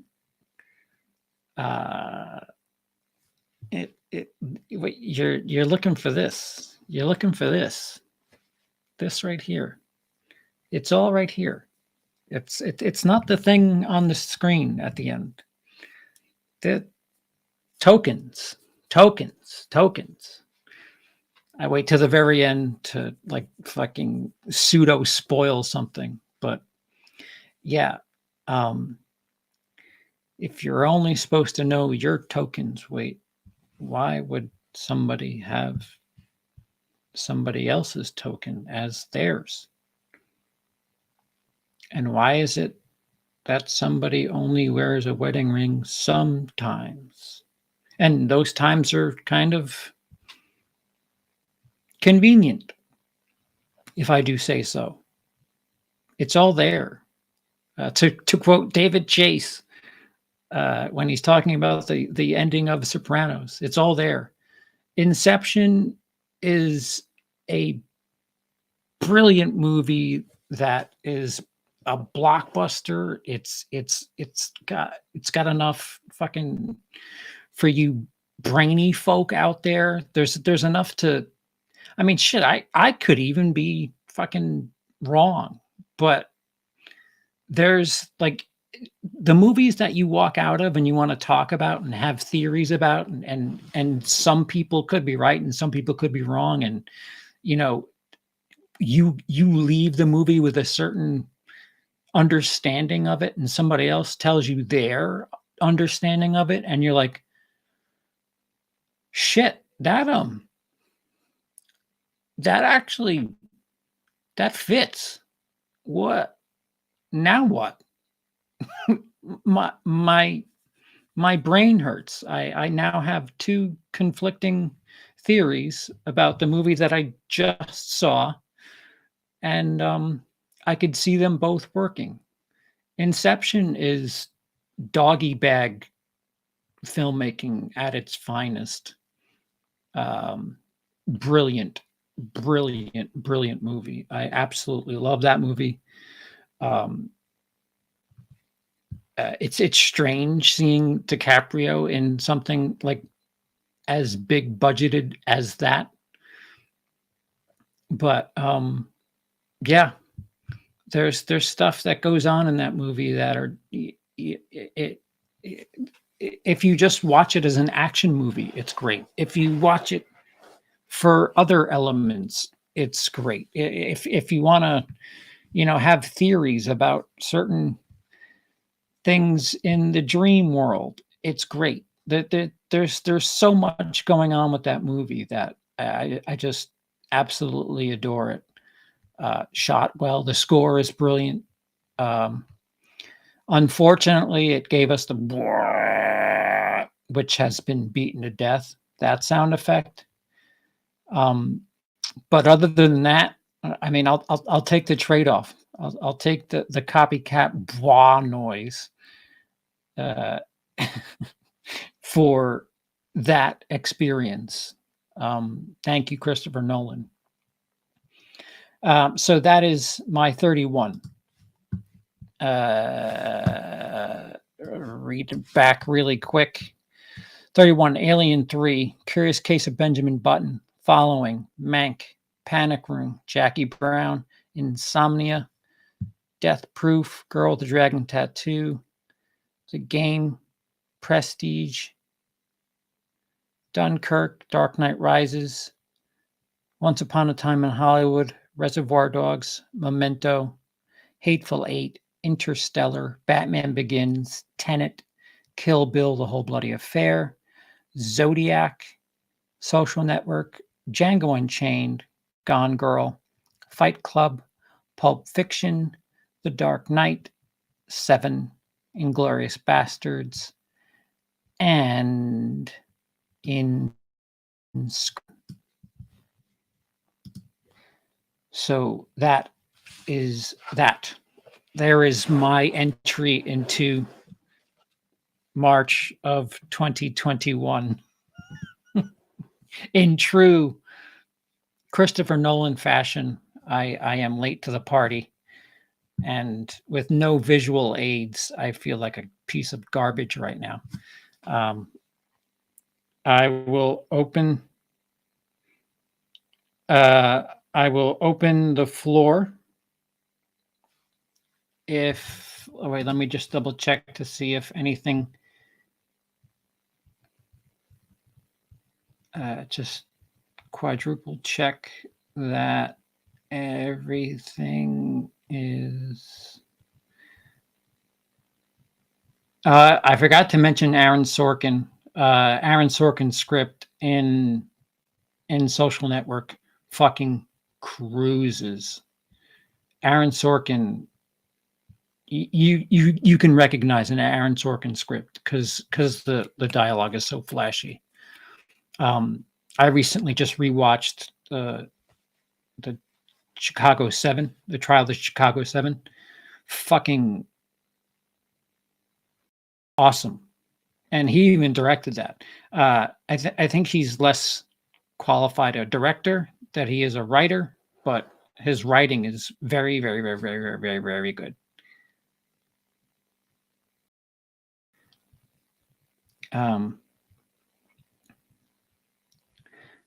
Okay. All right. So no super chats to worry about.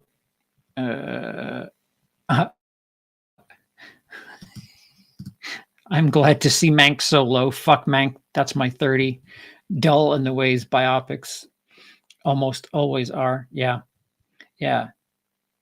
I wanna hear about I wanna see a film about the guy who wrote fucking a movie that I really don't want to talk about. I mean, it was listen, these are very, very qualified, very, very talented filmmakers. It was presented in a way that was unique and nice, and sure, that's great, but I don't care.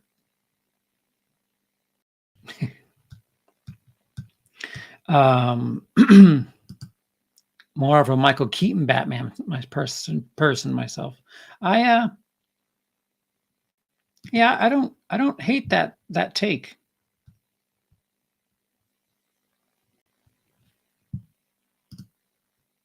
Heavy stoners notwithstanding Scarecrow's effects. Yeah.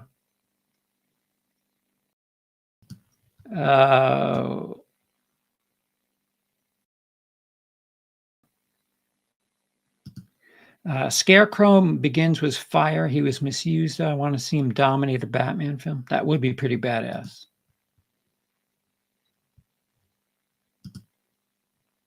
Ooh, piece of candy. All right, just going through. Oh, they didn't get rid of Katie. She chose not to return in order to do that stupid. Oh, Mad Money. Why would she leave that? Mad Money is the best way to describe this because she probably left a fuck ton of money on the table to make that shit. Woof.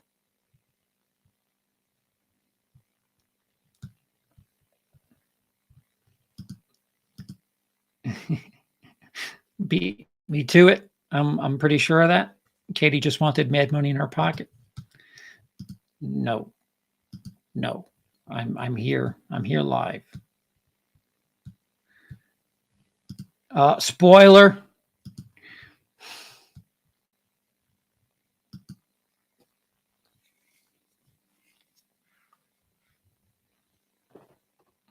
I'll agree with that. I dug volume 2 a bit. The stuff with Beatrice, Bill, and their kid had more pathos than 90% of his stuff.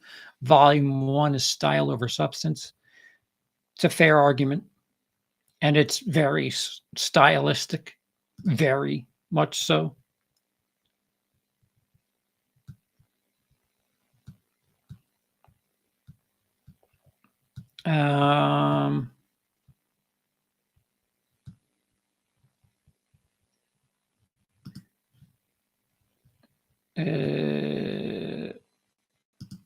Social Network is the most overrated crap ever. And opinions are a flying. I quite enjoy it. I like David. Well, David Fincher did direct it, but as we were talking about before, the script, the dialogue is just so fucking snappy. You prefer Zodiac over Seven? There's a take.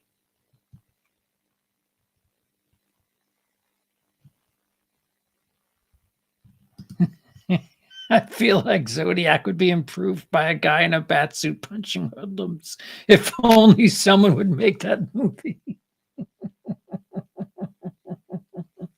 Yes, yes. Speaking of the Batman, that is weird that we did. You know what? I think somebody at Warner owes at Cody at the very least a check because they took some Zodiac and Batman and who would have ever thought to put those two directors together? Social Network is one of the only Sorkin projects that I like. Yeah, no, I quite enjoy his work. I loved his the fucking poker movie. What the fuck? The Cannibal Twins. No comment.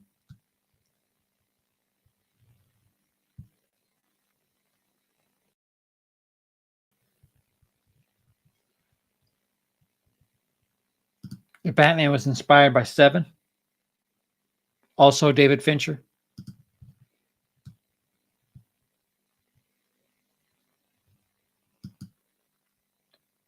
I just realized I haven't seen Scorsese come up once so far. Did I admit? No, we're not. No Scorsese. Moneyball, another one.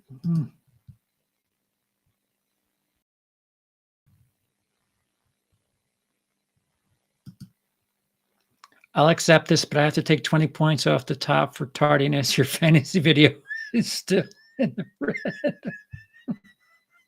Shit. I'm going to fail. I'm going to be held back. Fuck.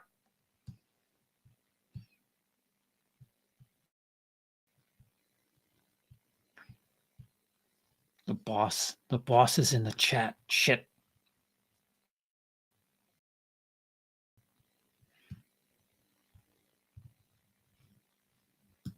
Hashtag sex.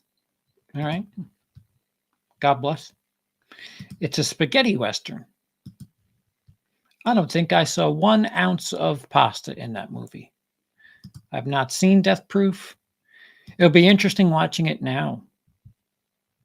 Or Memento. Memento is my life now. That's what I will tell you. But you ever watch me on a stream like, how did he just forget that? That's what Memento is. Dude's got tattoos all over his body because he's fucking scatterbrained. I am Memento. Oh, here we go. Mr. Pulp Fiction with a fucking... My best friend's birthday is his first directed film. Yeah. What is it? What? Where can I buy that? Yeah. Was it theatrically released? No. Yeah. And nor was Amityville Karen.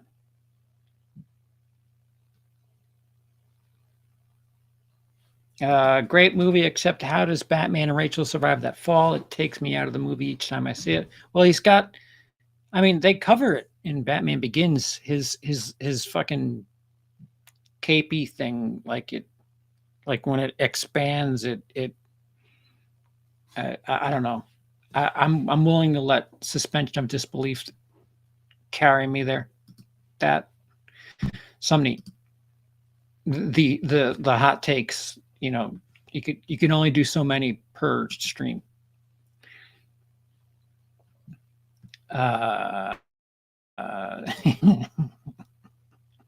Somebody cheated.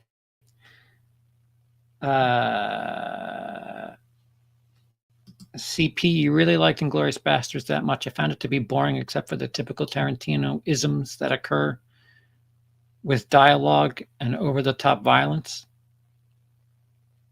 Yeah, so it was a Tarantino movie. So then you could say that about anything then. If I said that fucking Kill Bill was my second favorite movie, you could say, well, it's typical Tarantino isms with over the top dialogue. Excuse me, with the dialogue and over the top violence. That's Tarantino. That's just his style. Yes. Corey, I can't. Like I said, from 6 to 1. If you have different, whatever, those are all 5s for me. Like when this idea was presented, it was just like, this is dumb. These are all really good movies. Like, what the fuck? Like number 10 is a fucking a number 1 in so many other different countdowns. From 5 to 1, whatever. Well, Inception is my favorite movie. Like that's that. But if you close my eyes and switch my picks, I'd still read it and believe it as whatever. Well, maybe not with Inglourious Basterds, because Inglourious Basterds I quite enjoy. Quite.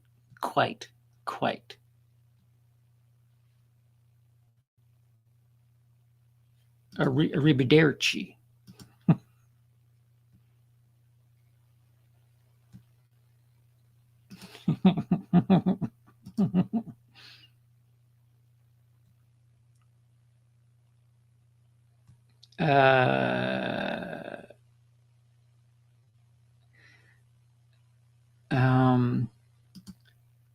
So where's the Inception deep dive video? Oh, I'm not doing that shit. I respect that movie way too much. Now that we're past the point of no return, people make a big deal about the top spinning. Spoilers for Inception. Go away now if you don't want Inception spoiled. People make a big deal about the top spinning at the end of Inception, and the shot just cuts on it when it like starts to wobble. That was never his token. His token is his wedding ring. Whenever they're in a dream, he's wearing his wedding ring. And whenever they're not in a dream, he's naked fingered. His token is his wedding ring. So the fucking the spinning top thing, that's for marshmallow heads. That's just my humble opinion. I could certainly be wrong.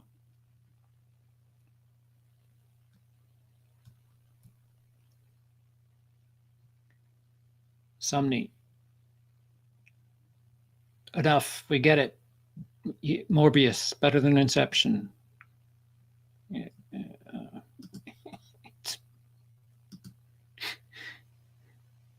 I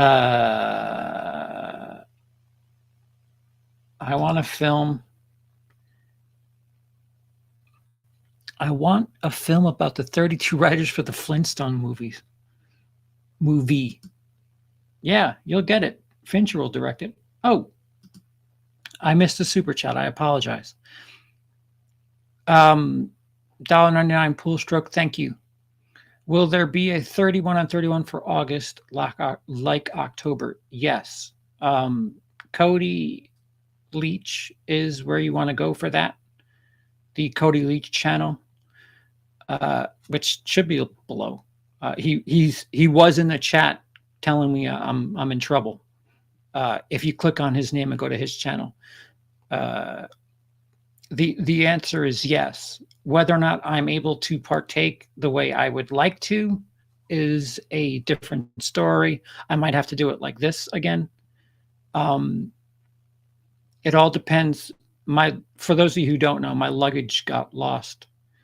I'm currently in the UK, and I brought all my gear because I wanted to keep doing work here while I was here, because I'm kind of on an open-ended stay. I mean, I'm headed back to New York eventually. Just I don't know when. And that was stupid of me to bring everything, because it's now lost. And you don't realize how much you value things on hard drives until they're not in your possession. And I sure as fuck am not going to get a cloud, because that's when you get all your personal shit. When somebody fucking hacks into your shit, and then they get all your deepest, darkest little files, like, your dick pics. But at least, mine are erect. That's all I'll say. Yes, but yes, yeah. Sorry. 31 on 31 is coming in August. Cody is announcing quite a bit. October is going to be interesting. I agree, Pool Stroke. Hasn't Scorsese done more than 31 movies himself? He probably has. Yeah, it like CP's like the discount memento. Instead of getting inked up, he just places sticky notes on the floor and rolls around.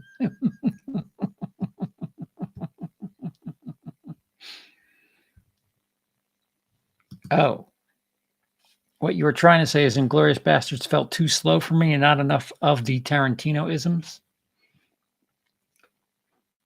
Took place during World War II. I mean, I don't know how many people are going to talk about being a jive ass motherfucker in World War II.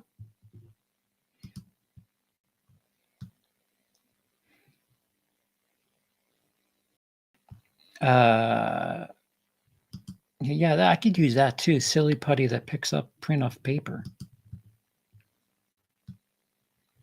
My second favorite film of all time is Inglourious Basterds. Naked fingered, as anyone should be when fingered. That is reference. Watch my Caligula review. Michael Caine spoiled the ending of Inception. Is that a fact?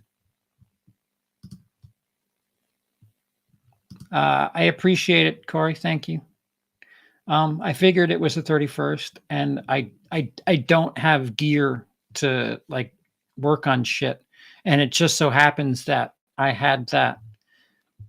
The intro to what you saw was something that was shown to patrons, so it was in a file in my YouTube shit. So I just kind of stole it back from YouTube, threw it back in front, and it's the way the intro is not the way it was meant to be for the video. Like everything that's going on right now is not the way I would have had this go down. Everything, especially if you saw the intro and paid attention to certain words in the intro. The pre-title screen had a Emily voiceover telling you how each of these directors got their starts, and they each had different ways of getting their start. Fincher did it the traditional route as far as directors are concerned, and did music videos. Tarantino fucking lived in Hollywood and watched a lot of shit at a fucking video store, and just did what my favorite teacher from film school told me: watch as many movies as you can. That's what he said. I was like, the fuck? Why? That's terrible. But yeah, you could see that there's definitely something to Tarantino's walking proof that the more you ingest, the more you learn, if you're willing to soak it up. And Christopher Nolan, student who did shorts, and they all had very different starts. But I do think I don't. I'm a year plus removed from how I had things scripted, and I don't have the script. The hard drive is not in front of me, so that's all you're getting from me. Don't want your stuff on the cloud. Someone might get a hold of your leather otter porn. Oh, that's already gone. Oh, where'd it go? Jackie Brown, lower than death proof. Couldn't be me.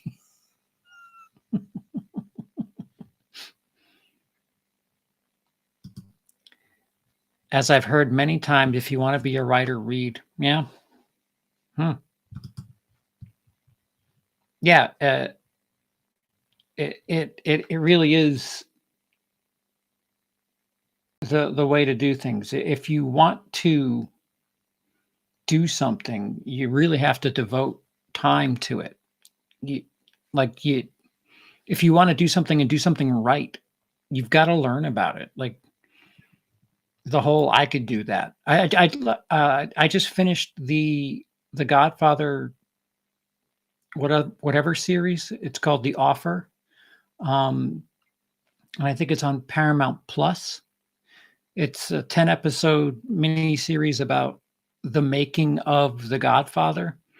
And for every fucking hot shot YouTuber who says I can make a movie, watch The Offer and look at how hard filmmaking is with a crew of 150 people.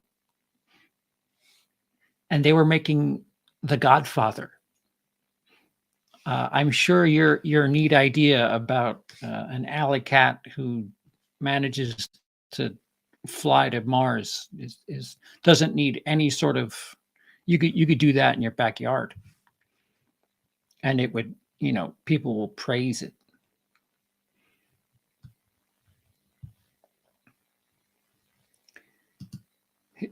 His Girl Friday thoughts? Huh? What? What? Is that even English?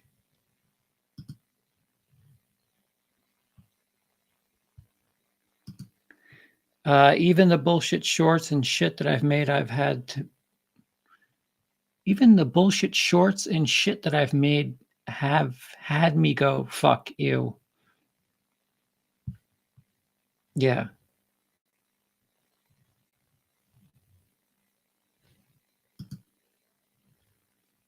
I'm lost. Directing and movie making is no joke. I could attest to that. I've made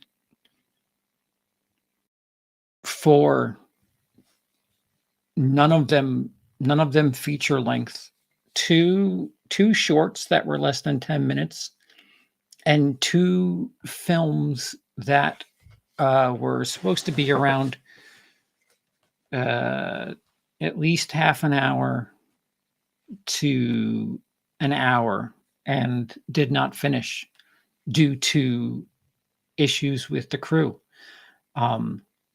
Movie making is not a I can do it type thing. It's not an I can do it by myself type thing. And this is coming from somebody who said, I can make people laugh. I'll just do that. And that's a very different scenario. If you think you're funny, just go get in front of a microphone in a room full of people and try to make them laugh. You don't need anything else. Movie making is very, very different. For every fucking clown on Rotten Tomatoes who is there because I don't know that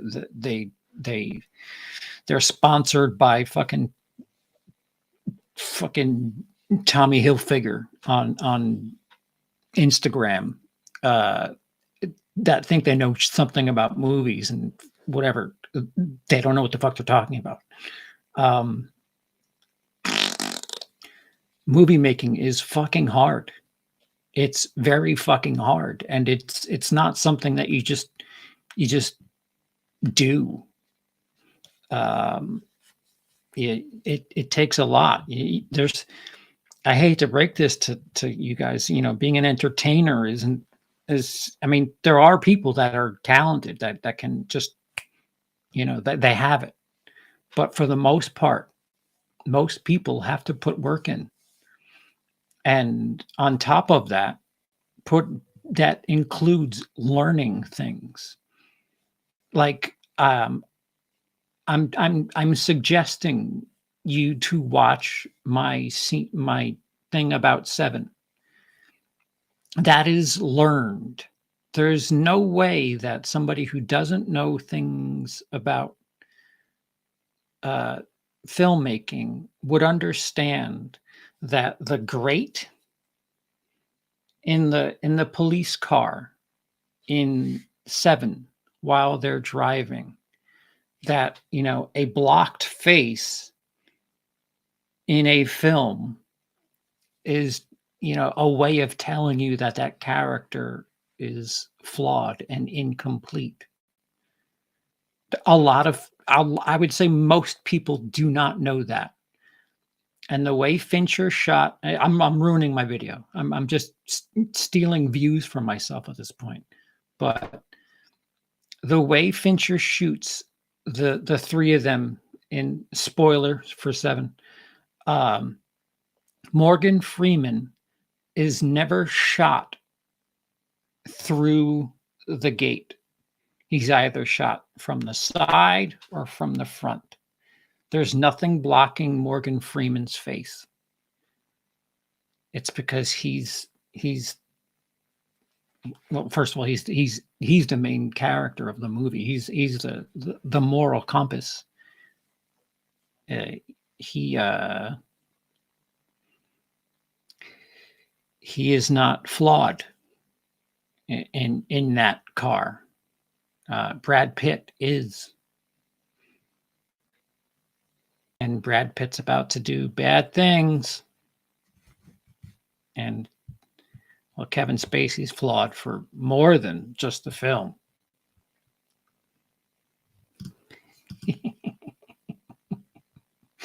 Yeah. Yeah, just throw the word Amityville in front of it. Seeing Gone Girl so high is interesting. I think it's trashy fun. Fincher doing a De Palma thriller, not his best, but enjoyable. I agree. Again, these lists will always be, for me, rewatchability. What would I go back to? And fuck, Gone Girl. I'll watch it right now if I had it. Like, it's just something that, it's like potato chips. Like, yeah, not only is this good, but fucking it's fun. And when somebody gets their shit cut off, brilliant. So much more to it. I love metaphors and storytelling through visuals. Like to pick up on stuff like that. Yeah. And learning about it is like half the battle. And that's where I get frustrated when you see certain people on certain critic sites that don't know what the fuck a pan is. If I have to hear the words pan up one more time in a fucking review from somebody who doesn't know their ass from the fucking camera, I'm going to shit blood. There's no such thing as a pan up. The camera does not pan up. Spoiler. This is the panning motion. Tilt. Motherfuckers.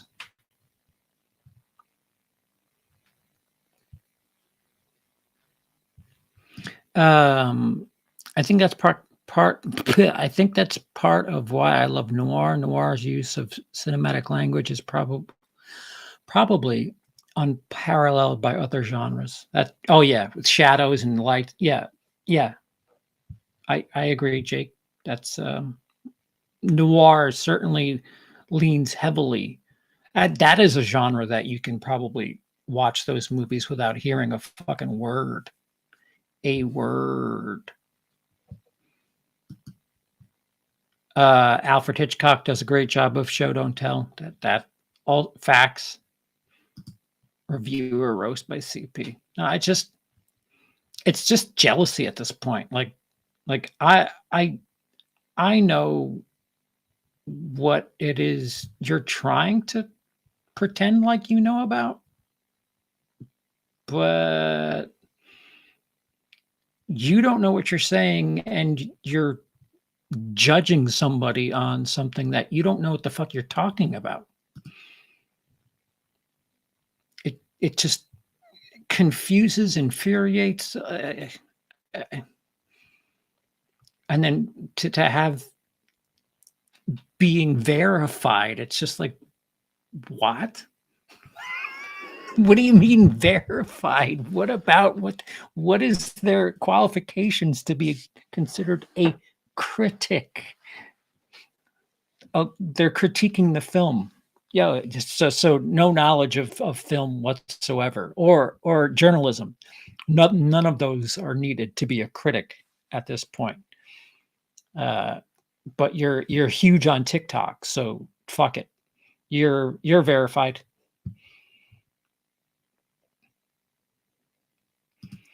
I've been thinking of making a book of my universe called The Defenders of Earth, the Universe War. Left field. Fuck, never mind. I'm technically on that list. No, you do homework, Dice. When you review something, that you follow it up with the fucking shit you may not know. There's a difference. There's a difference between talking about a movie, reviewing a movie, and then acting like you know what the fuck filmmaking is.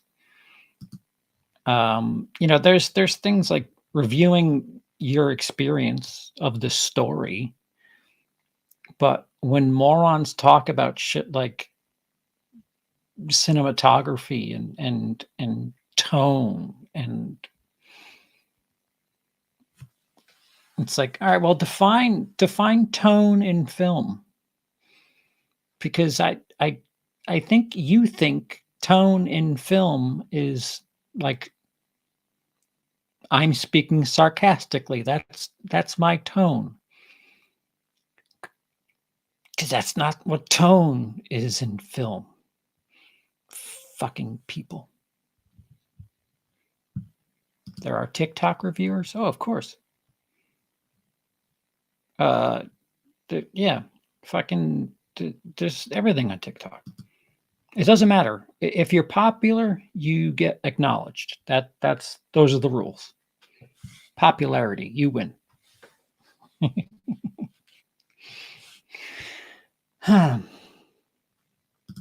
There's different types of reviews. That's fair. Yeah, I'm more of a, hey, here's the thing I watched. Did I enjoy it? Let's see. Also, I'm gonna fuck with it. Beg your pardon? That's not what you're supposed to do with the list.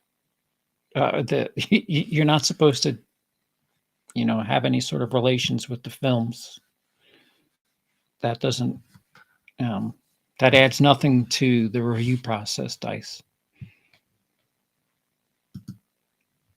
I mean, unless you can genuinely fuck a film, like, I'd like to know about that experience, actually.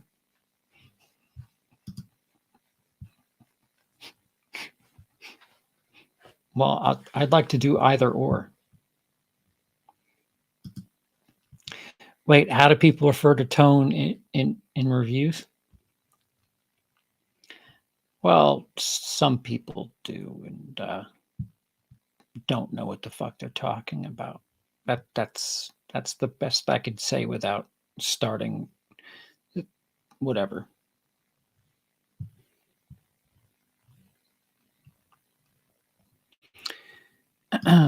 By VHS again.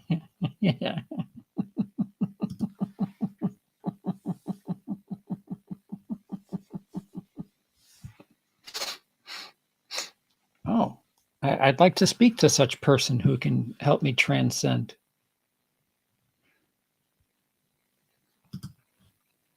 Okay, so that was my my 31. I forgot where you went. Thank you, Pool Stroke, for the $2 super chat.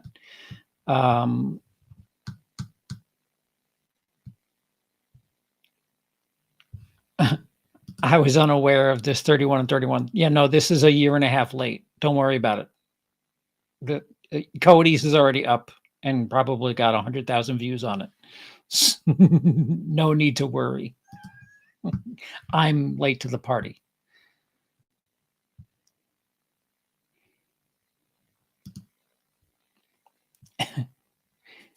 If you could fuck one film, what would it be?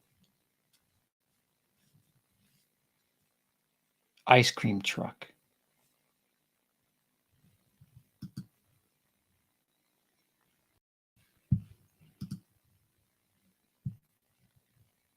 Now, if I could fuck one film, what, Caligula?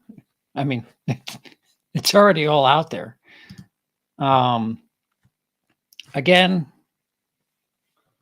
on foreign land, without all my gear, patrons who support the channel, much appreciated. That is the link. They've had access to some of this stuff for, again, well over a year. The higher up you go in support, the more influence you have over future stuff that can or cannot be made on this channel, or in lieu of super chats, a one-time support over at ko-fi.com/WILIscredia can be made.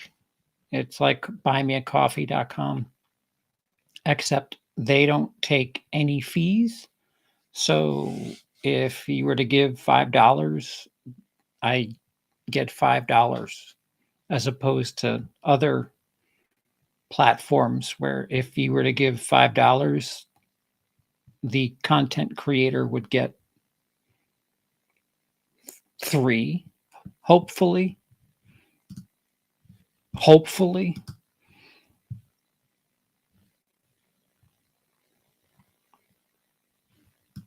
Oh, Jake, how new are you to my channel? Yeah, I have a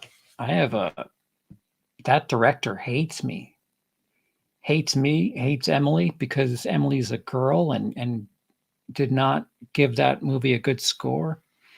There's so much drama behind that film and me.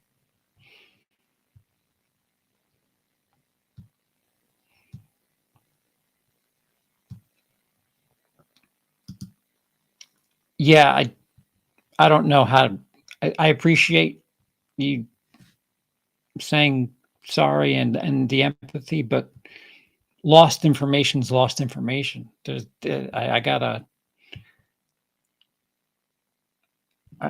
eat shit. I don't know. I gotta start from scratch, which is awesome because, my hard drives had shit from 2005 on there. Like I had a lot of stuff from film school that helped, little cheat sheets. And with my memory, I needed it. Now I'm fucked. Again, that is for Cody to decipher. I'm not sure he let that out yet. That link makes me nervous. That movie should make you nervous.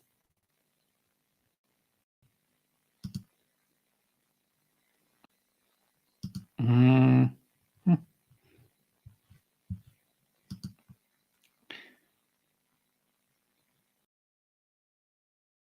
Oh, it's fucked. It's fucked, all right. Corey, that is my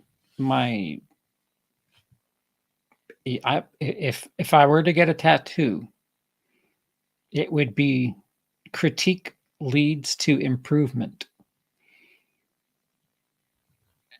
I could not agree more. Um, if I made a movie and it was dog shit, and you all told me it was great just to be polite, while secretly thinking it was absolute garbage, what benefit does that do for anybody? Because you think it's garbage, you're lying to me. I have my ego boosted for the sake of whatever, and then I take that ego thinking, "Yeah, oh, fuck, I fucking nailed it. Let me carry this and go forward." Um, I think it's better to improve upon notes than, just, repeat on a compliment. Serbian film is mm. Yeah, Tarantino, especially in the last 5 to 10 years, like, he gets so combative with questions, it's just like, "Dude, you're fucking good. You know you're good, but, like, stop being such an asshole and just answer the fucking question. Stop being a dick." 31 kaiju movies. Fuck, there's no way. There's no way that I mean, I might be on board for it, but fuck, I don't think the partners in crime would would be down with that. Hi. It's recorded. It's recorded. I want to add visual aids. Uh, Jake, they steal my money. Those movies, excuse me, those reviews that get me that that essentially feed me every month are the "Who Would Like That" videos, and YouTube yellow yellow cashes me on all of them. And Base Moi, I got a red cash mark, which means I don't make money off of that. So I need like word of mouth on Base Moi. So I know that if it comes to like needing to make money, it's Who Would Like That. And my mentality has always been, if you want them to come back, give them something good. Like this is just us BSing. This is Twitch worthy right here. This isn't production. I want to put production behind that tier list.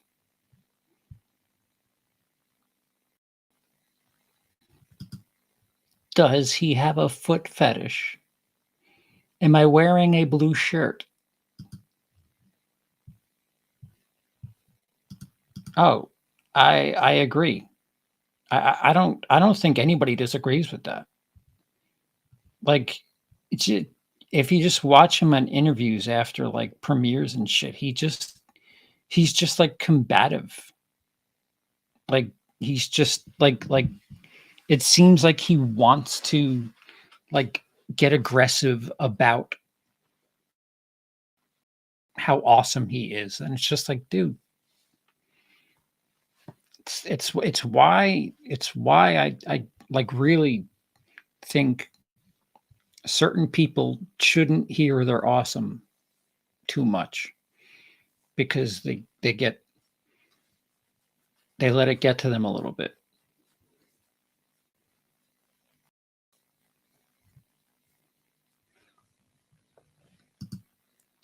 Rosario Dawson wanted to know why her character was acting out of character in Death Proof. She made good arguments, but Tarantino just wrote her off. Couldn't explain his reasoning. I'm Quentin Tarantino, that's why.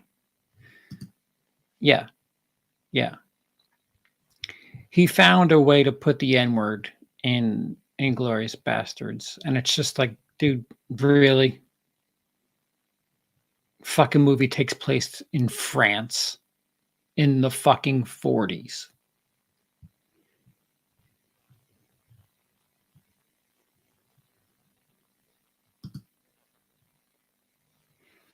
Now he's a solid filmmaker.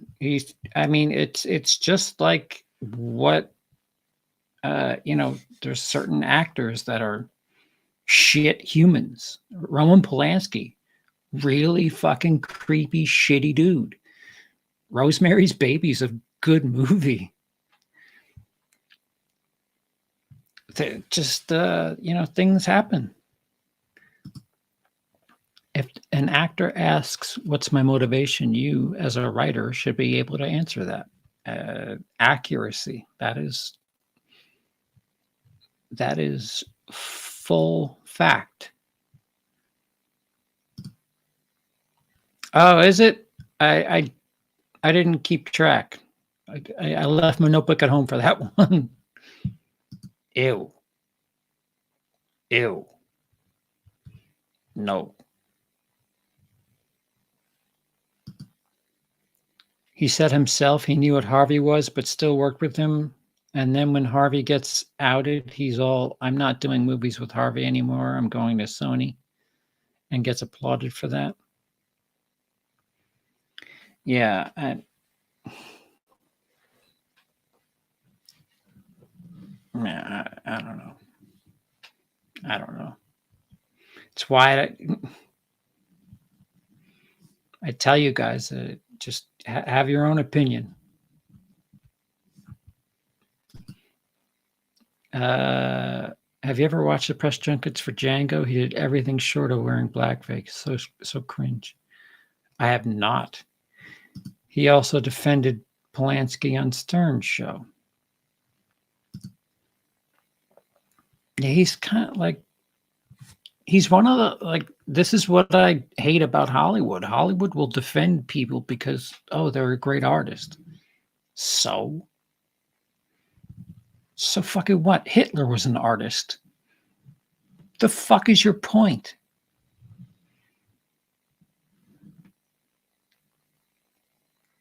Just because they perform within your realm doesn't mean that they're good fucking people. Holy fuck. I mean, I forgot who. Oh, I hate my brain. Somebody, I don't know if it was on YouTube or not, or if it was like on a genuine history channel or regular old fucking tube television. Somebody hung one of Hitler's paintings alongside other artists, and nobody had anything to say about his work. And they were like, "Are you offended by anything that you saw in there?" Like, no, of course not. And then they did like a test group, but like a fucking, one group knew and one group didn't.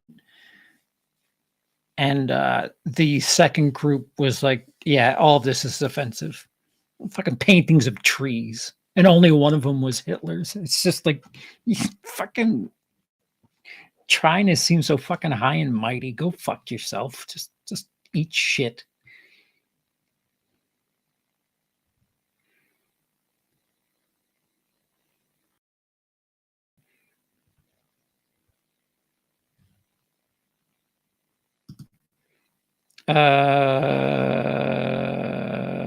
Yes to all of that.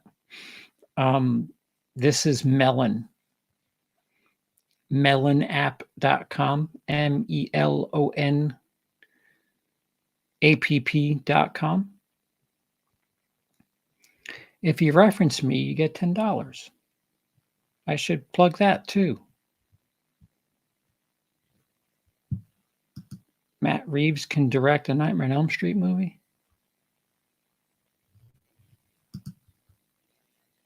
We always go back to the horror. Max Landis or John Landis? I I realize saying it, you absolutely probably mean John Landis, because Max Landis has just kind of written a couple of bleh. Akira Kurosawa, that's not a bad director to have as your favorite.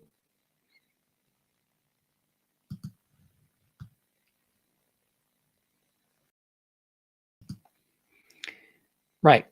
Some people need to understand that you can enjoy stuff made by shitty people without defending the people. Bingo.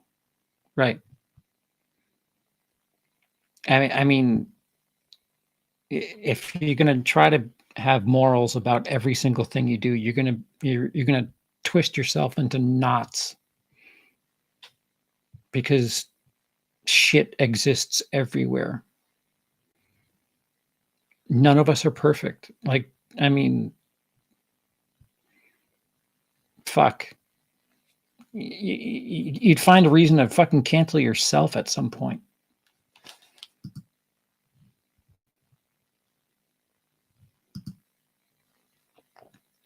Uh, Sick of seeing StreamYard all over. This looks great. There's not much difference to it. I mean, thank you, but yeah, it's cheaper too.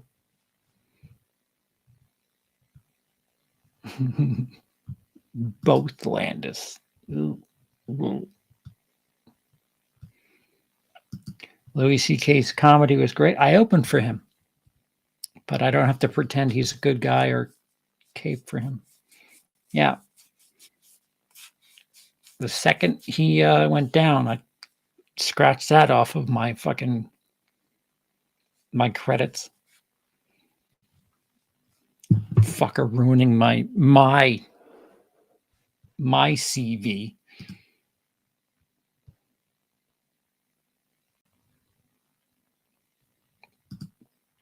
It's a fair point, Tim. If we were to stop watching or listening due to real life, we would all have nothing to watch or listen to. Facts. I have returned. Just had to get my dinner of peanut butter cookies and a brownie. That's a healthy dinner.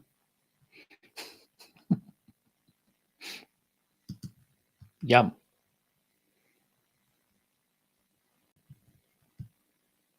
I was talking about John. Is Max scummy too? Yep.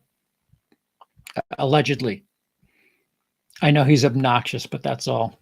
Yeah, do your own homework on that. I certainly could have fucked information. I don't want to be the Fox News of Hollywood creators. That's for sure. But allegedly, he's got a sticky background.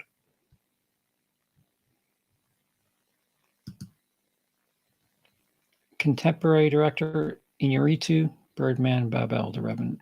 Yeah. Yeah, just don't be a total dick, or acknowledge that you have penis-like features. That's all. Yeah. I remember he was all over YouTube and then suddenly not. That's all I remember.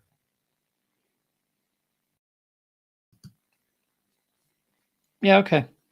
Yeah, he's even like writing jokes about it, which is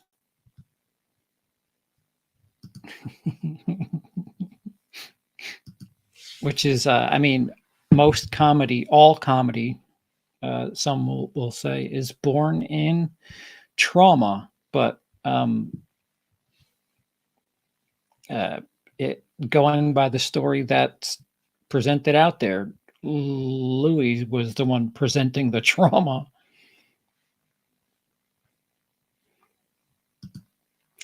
All right, that's fair.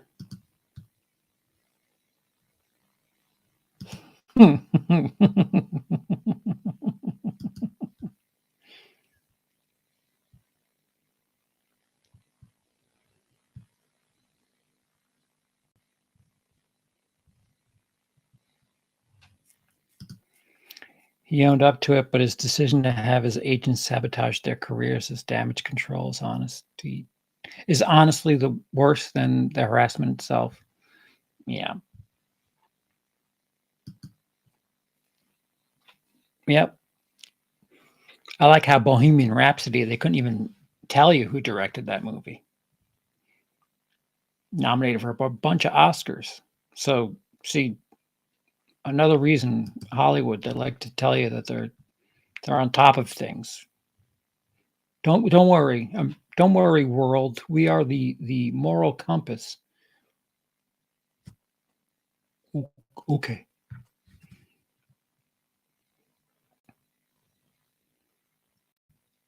Are you excited for Blonde? I need more information than that. I tend to dig brunettes, but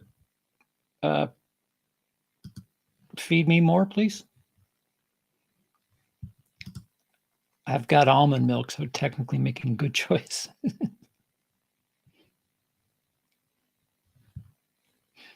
Corey, not a fan of almond milk. I will wrap this up in a few minutes.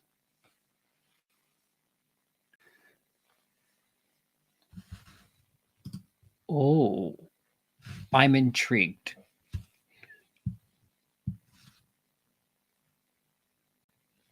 Oh, I didn't know it was titled Blonde. The Marilyn Monroe movie's titled Blonde?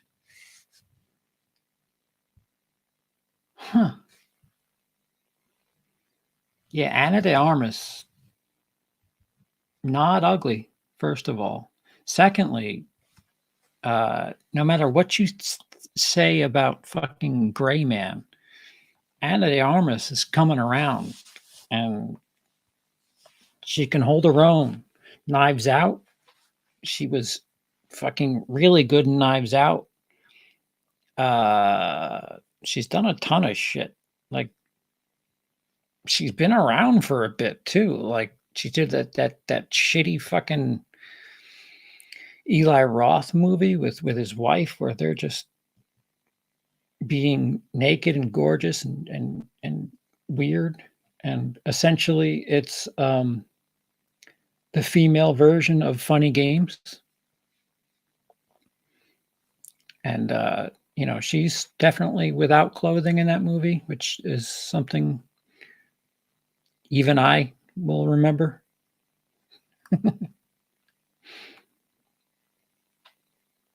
It looks like the opposite of Mank, not a fluff piece not a fluff piece for Hollywood.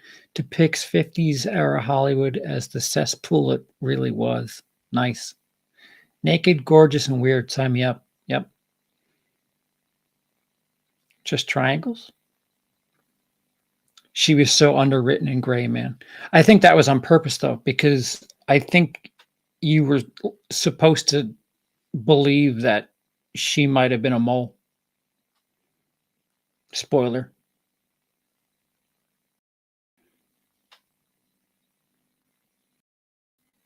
I liked her with Ryan Gosling. And then like 20 minutes into the movie, I'm like, oh yeah, Blade Runner. And then Emily's like, oh, look, it's her and him from Knives Out. And I was like, oh, yeah.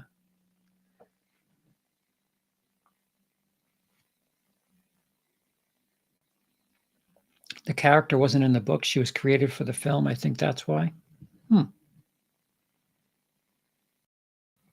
The film I'm anticipating for the most is Killers of the Flower Moon by Scorsese, which is set to release in 2023.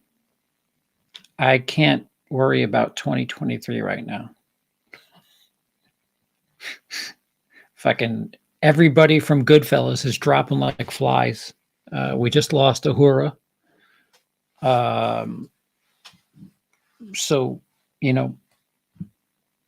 trying to take it day by day. It's going to be August in very, very soon. Um, and with that, I've been streaming for 3 hours. Um, and the voice of Ursula. Didn't know that. I did not know that.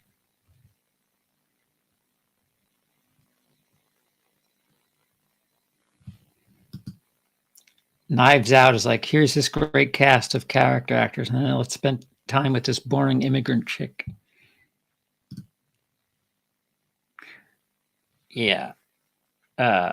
I'm happy for Mr. I Broke Star Wars that he managed to make a decent movie, because Last Jedi was a very well made movie. Again, visually speaking, technically speaking, Last Jedi is a very well made movie. Continuity wise, fucking, what are you doing?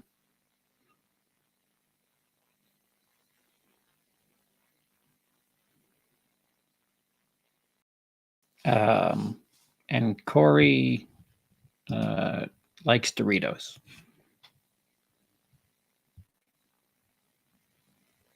I won't argue that. No, Ryan Johnson is a very proficient storyteller. I'm just saying, as a Star Wars fan, he certainly tied a bow where there wasn't supposed to be one yet.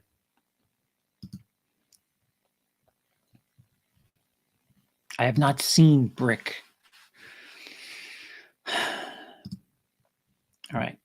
All right. So that's it. Now I'm certainly going to have to take this down and edit the last hour off. But my 18-month late edition of 31 on 31 is out there for the directors. Those of you who have asked, it's here. Now have and enjoy. And again, realize that the opening is incomplete. But if you're at this stage, you've heard me say that already. More stuff coming. Cody and I have a music project. I have a Who Would Like That tier list coming. And let's just pray that the hard drive fairy comes and I can restore some sort of sanctity.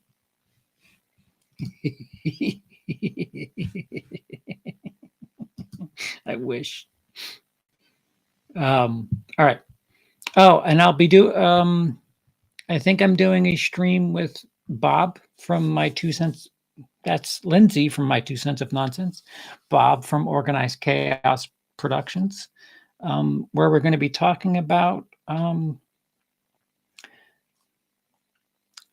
people who talk about entertainment online, but really they're just talking about politic bullshit, like anti-SJW garbage grifters. That should be fun because I've kind of fucking had it with them and their clickbait. Another group of people that A, don't know a fucking thing about filmmaking, and B, are exploiting things that people seek and are making a fucking ton of money off of it. And I just wish I didn't use my brain, because I could be fucking loaded right now. Like loaded. Just fucking saying, this movie makes women look super. Why no more men?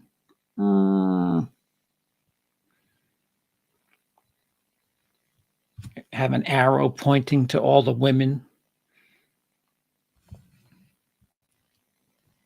Studio Canal is trying to say that all men are weak, and then bitch for 20 minutes and just watch the fucking views just steamroll.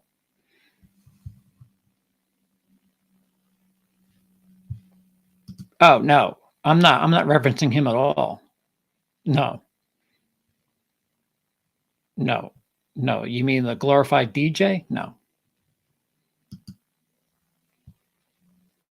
Yeah, right, exactly. My brain gets in the way of me trying to make money, and it's just like, fuck. Mary Sue reviewer CP owned for being woke by facts and logic.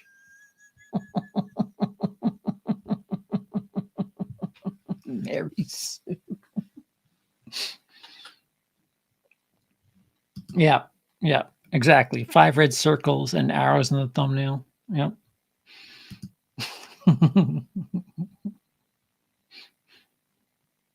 I'm tired. I'm tired of Hollywood shoving women down our throat. Are you? What's your favorite movie again? Oh, Aliens. That's crazy. What was that dude's name that was the lead? Oh, right, that was a female. Fuck, you're in deep shit, aren't you? Oh, you're a horror fan. You're tired of women. All right. We might as well just not have a genre any more than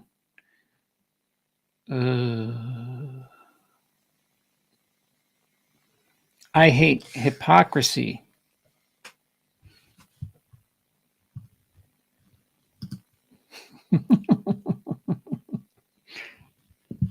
Yeah.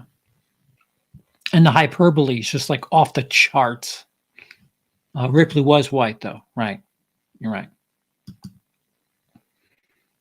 And she was killing black aliens, so that's okay. That I forgot about that. The fucking xenomorphs are black. That's okay.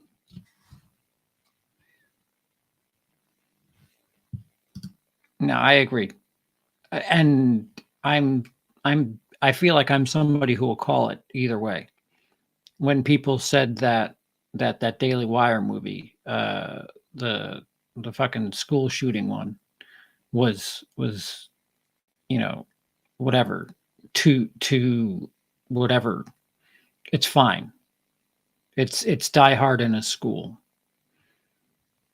Don't start acting like there's never been movies with shootings in them. Just stop. Run, Hide, Fight is I mean it's not fucking Oscar worthy, but it's not. There's no real agenda there. Stop bringing attention to it, idiots. Idiots on both sides, I tell you. The extremes. The fucking extremes. I hate the extremes. All right. With all that said, it's time for me to go to bed. I rhymed. What time do it? 4. Yep. No, can't see it there. 4:16. To those of you in the States, enjoy the last minutes of July. If I don't see you before Wednesday with Bob, I don't know if it. I don't know whose house we're doing it in. It's either going to be at Organized Chaos Productions or here. I don't care. I mean, you guys know my mouth has gotten me in trouble quite a bit. So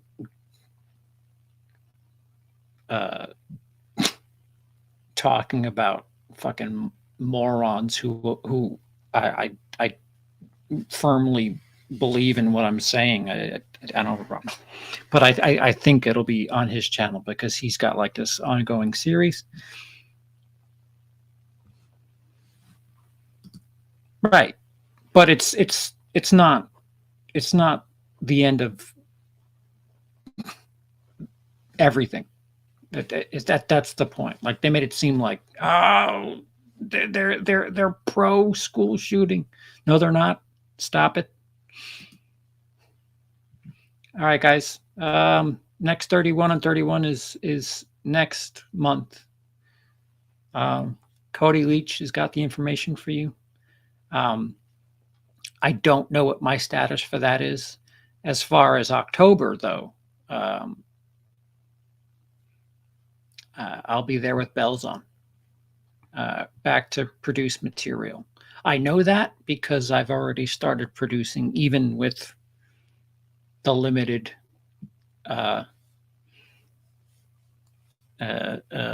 tools I have at my disposal as we speak. Thank you guys for sticking with me. It seemed like a good portion of you hung around the whole time. And support is always appreciated. I like it when I see regulars and hang out and can hold the fort and just BS and whatever. I know, Corey. I know. Don't remind Cody. He's gonna yell at me. Fucking. I still have to watch, like, I don't know, like 15 hours worth of movies before I finish that. Until next time, America. I've been Scotland. You haven't. Or you have? Stream's broken.